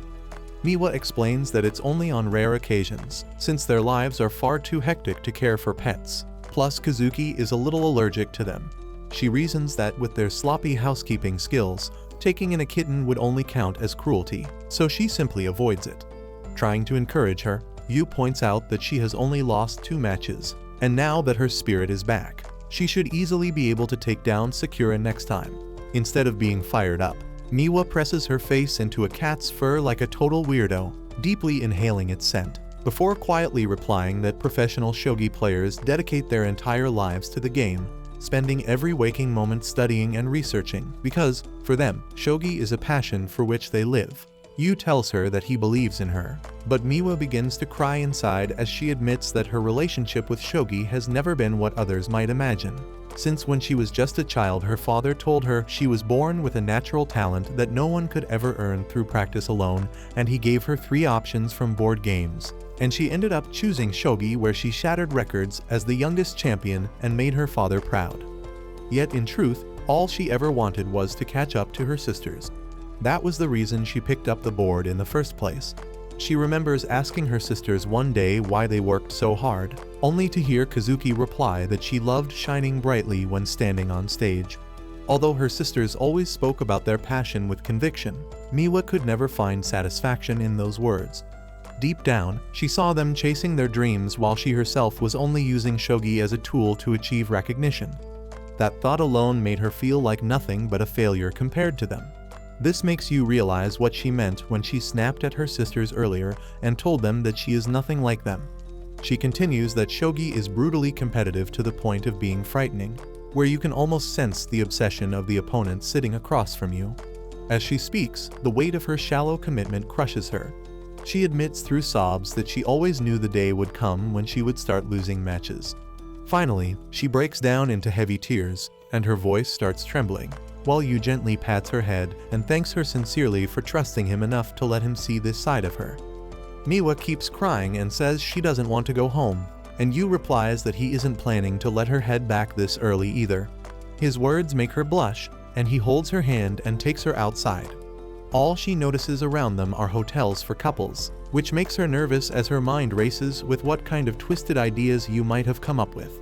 To her surprise, he simply leads her to the Hinokumiya superstore, bluffing that it is the largest one in the area. Miwa asks if he just wanted to do some shopping before heading home, but Yu explains that Kazuki and Nico thought Miwa had left the house because of them, so he figured it would be nice to bring them some gifts. Miwa actually likes the idea, and when Yu asks if she knows their favorite treats, she thinks for a moment. She says Kazuki might enjoy something bittersweet, and since she drinks coffee so often, coffee jelly could be perfect. As for Nico, Miwa recalls how her sister has been obsessed with buying cute things lately, so she hopes that a small, adorable cupcake might cheer her up. Yu agrees and suggests they bake them with a natural sweetener, using no calories or sugar, and together they buy everything they need. Later, the two head straight to the school, and while Yu can't believe how they managed to get in so late at night, Miwa asks what they are even doing there. Yu explains that he wants to cook first so the surprise at home doesn't get spoiled, and he quickly sets himself up in the school's kitchen. Miwa watches and asks how he's so good at cooking, joking that he's actually a failure with some hidden talent. Yu shrugs her off, saying he's just really bad at most other things, which makes his mediocre cooking skills seem better than they are. He recalls how, as a kid, he found everything difficult and could never measure up to his mother, who was so skilled that he ended up avoiding her altogether. One day, he tried making breakfast for himself, and when his mother took a bite, she praised him for cooking such a delicious meal. That single compliment made him so happy that he wanted to see her smile again, which is why he kept practicing. But no matter how hard he tried, his dishes always turned out tasting bad, even if they looked appetizing, and eventually, with his mother always too busy to care, he gave up. Things only changed when she was hospitalized, and while visiting her one day, Yu asked if she needed anything from the store. At first, she turned her face away, but as he started walking off, she quietly told him that what she really wanted was to eat something he made. Yu went straight to her doctor and asked about her allergies and the foods he should avoid, then studied every cooking book he could get his hands on, enduring countless failures until he finally baked something his mother genuinely loved and even asked him to make more of. From then on, Yu continued preparing meals throughout her stay in the hospital, and over time, as he thought about how his cooking had made his mother smile and how it could bring happiness to others, his skills gradually improved. He told Miwa that she probably felt something similar when buying things for her sisters, imagining their reactions when they received them. Miwa instantly denied it in embarrassment, but Yu brushed it off and asked her to help with the finishing touches. While they worked, he brought up what she had confessed earlier at the cafe about feeling shallow and different from her sisters, telling her that the simple desire for recognition already showed she wanted to make her father proud. Miwa blushed hard, protesting that it wasn't her motivation at all. But Yu went on to say that it was perfectly fine, because some people push themselves forward simply to make the people they love proud. At that moment, Yu noticed the gifts for her sisters were ready and mentioned how much they were going to love them, while the very thought of making both her sisters and her father proud once again turned Miwa's face as red as an oven. Later, after Yu falls asleep from all his efforts, Miwa stays awake, recalling the events of the day, and notices a marshmallow lying nearby, which she uses to shape a sweet that ends up looking a little like Yu. She thanks the marshmallow as if it were him, and even smushes it gently on what looks like its forehead. When they return home, the two Mikadono sisters scold Yu for coming back so late. But Miwa steps forward to defend him, admitting that it was her fault and presenting the gifts they had made, explaining that Yu had helped her prepare them. She even apologizes for being so harsh with them earlier. When the sisters ask if she really cooked them herself, Yu quickly steps in and says it's true, adding that he only gave her a hand. The sisters begin tasting, and while Kazuki finds hers delicious, Nico can't help but compare and argue that hers looks fancier, only for Kazuki to brush her off by saying that too much decoration isn't ideal. Nico refuses to back down, insisting hers took more effort, until Yu cuts in coldly, asking if they could stop turning a peace offering into another argument. Miwa then turns to Yu, apologizing for putting him through so much trouble, and shyly presents him with the one she made just for him. Yu gladly accepts the cute gift, while the other sisters watch curiously, pointing out how much it actually resembles him, except for the fact that the hairline looks like it's receding. Realizing what she accidentally did, Miwa blushes furiously. The next day, it's finally the time for the third match, and this time, Miwa holds her head high as she appears to be determined to face her opponent with the best of her abilities. Miwa suddenly hears Yu's voice from behind and turns to see him standing there with her sisters. They have come to cheer her up, and Yu tells her that they will be watching the live stream, rooting for her, asking her to give it her best. Kazuki encourages her to defend her title, but Miwa calmly says that she doesn't really care about that anymore. Her sisters shift uneasily, and Yu grows worried, asking if she plans to continue playing at all. Miwa only smiles and says she is not going to tell them before she walks off. On her way, she recalls Yu's words about how he got better by making others smile through his cooking. She also remembers her sisters and her father recognizing her talent. As she arrives near the game hall, she thinks that if she wins today, it will also be a win for Yu. Looking at their family photo with Yu in it, she promises to make them all happy. Inside, the game hall is heavy with tension as the champion is one loss away from losing her title, and Sakura looks ready to finally claim her goal. When Miwa slides the door open and takes her seat, her aura feels completely different from the last two matches. Sakura notices that Miwa has returned to her old self, the prodigy genius she once was, and the aura she gives off now feels exactly like the first time they met. This thought pulls Sakura into the depths of her childhood memories. She remembers how she used to be terrible at everything, and even ended up breaking her friend's doll, which led to everyone avoiding her until eventually all her friends went away. Now, with her left alone and sad in her room, her father decided to take her to visit her grandparents. When they arrived, the old couple found Sakura busy coloring giraffes and praised her. But the little girl nearly gave her grandfather a heart attack by insisting that what she was coloring were actually cats. For some reason, the old man rushed to grab a shogi board and asked her to play since nobody else would. Sakura gave it a try, but instead of moving the pawns forward in a straight line like they should, she pushed them sideways. Her grandfather explained that every piece was designed to move in its own way. However, she thought the whole thing was dumb and the rules sounded weird, yet one thing her grandfather said stuck with her. He explained that pawns move one step at a time, but eventually can be promoted into a powerful general, much like a pawn becoming a queen in chess. He got overly excited teaching her this, while his wife had to step in and remind him that Sakura was only 3 years old. Even so, those words touched Sakura's heart, and she finally decided to take it seriously and asked her grandfather to teach her properly how to play. Seasons pass by, and while the other kids spend their time playing in parks, Sakura keeps sitting with her grandpa, learning shogi. She eventually surpasses the old man's skills, and he has no choice but to resign to her. After training with him for years, she finally gets a chance to enter a children's shogi tournament. Step by step, she moves forward like the weakest pawn trying to reach her goal. For a clumsy girl who always broke things, this game became the one bright spot in her life. However, at the 49th Junior National Shogi Championship, she faces the prodigy Miwa, who casually licks her tongue before crushing Sakura completely without even using a fraction of her time. That defeat leaves Sakura miserable, wondering why she was so far behind someone her own age. It makes her question whether any amount of effort would ever be enough as she keeps chasing after the prodigy. By the time she reaches middle school, her classmates laugh at her poor grades and mock her, saying that with such a dull mind, she could never get far in shogi. Just then, Miwa appears and turns the tables on them, mocking the girls who were teasing Sakura and pointing out that only one of them has managed even a single win out of 5 games in shogi. Her sharp words send the girls running, and then Miwa turns to Sakura, scolding her that she has to learn to stand up for herself. But when Miwa looks closely at her, she finds Sakura bursting into tears.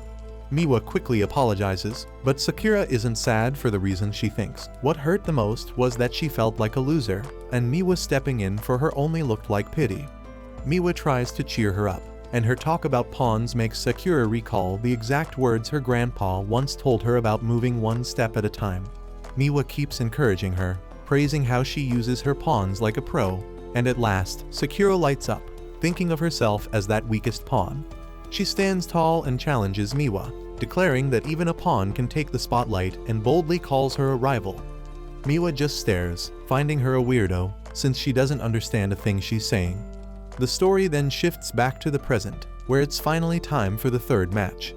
Sakura has chased after Miwa all this time, even though the prodigy never once looked back at her. But now she feels relieved knowing that Miwa is finally facing her seriously and looking her in the eye.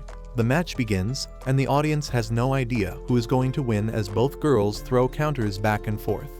As the game nears its climax, Sakura feels her nerves rising and takes a sip of water to calm herself down. Her grandfather's words about pawns echo in her mind, and she locks eyes with Miwa, ready to fight until the very end. But when Miwa licks her lips, Sakura knows it's over. In the end, Miwa wins the match. Yet instead of breaking down, Sakura resigns with a smile on her face. After that, Miwa took the fourth match as well, and now it all comes down to the final, the fifth and deciding game.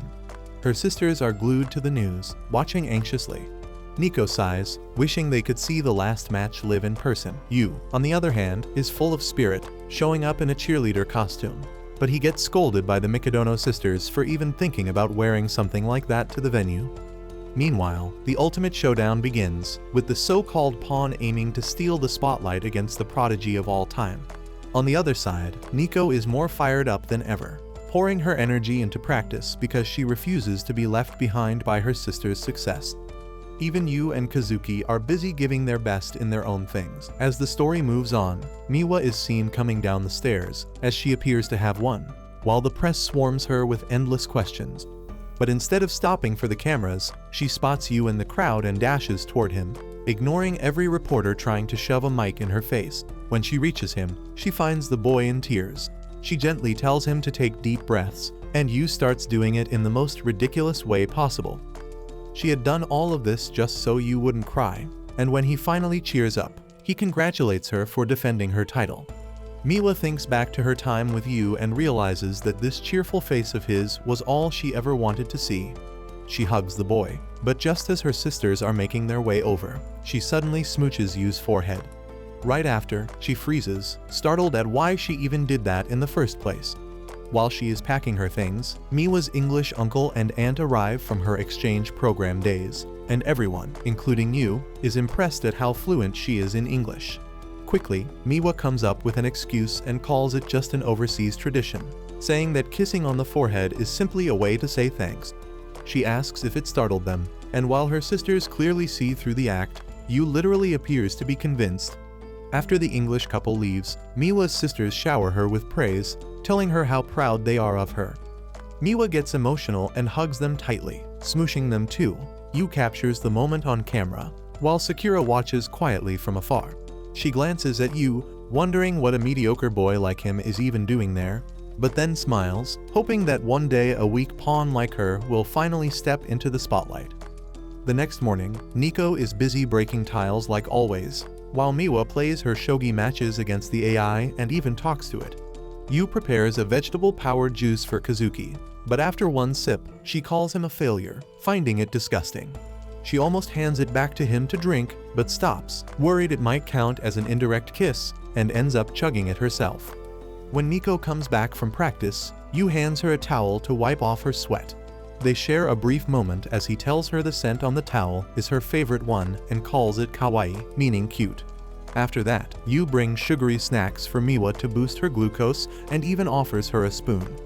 When Miwa complains that she can't use a spoon while playing, he sits down and feeds her himself. Yu remembers the message his mother left him, wishing for him to have a happy family. As the sisters get ready to leave the house as usual, Yu stands at the door. Even though he is late, they wait for him, and together they say that they'll meet again later, just like he used to. Yu quietly wonders if this is the happy family his mother wished for him, as he is certain that one day he'll find the answer. That night, while returning from grocery shopping, Yu brings Sakura along. The Mikadono sisters don't seem too pleased. Sakura argues that she wants to uncover the secret behind her rival Miwa's skills and declares that she plans on staying the night. But that's where this video ends. Remember to like and subscribe to the channel. Thanks for watching, and I'll see you next time.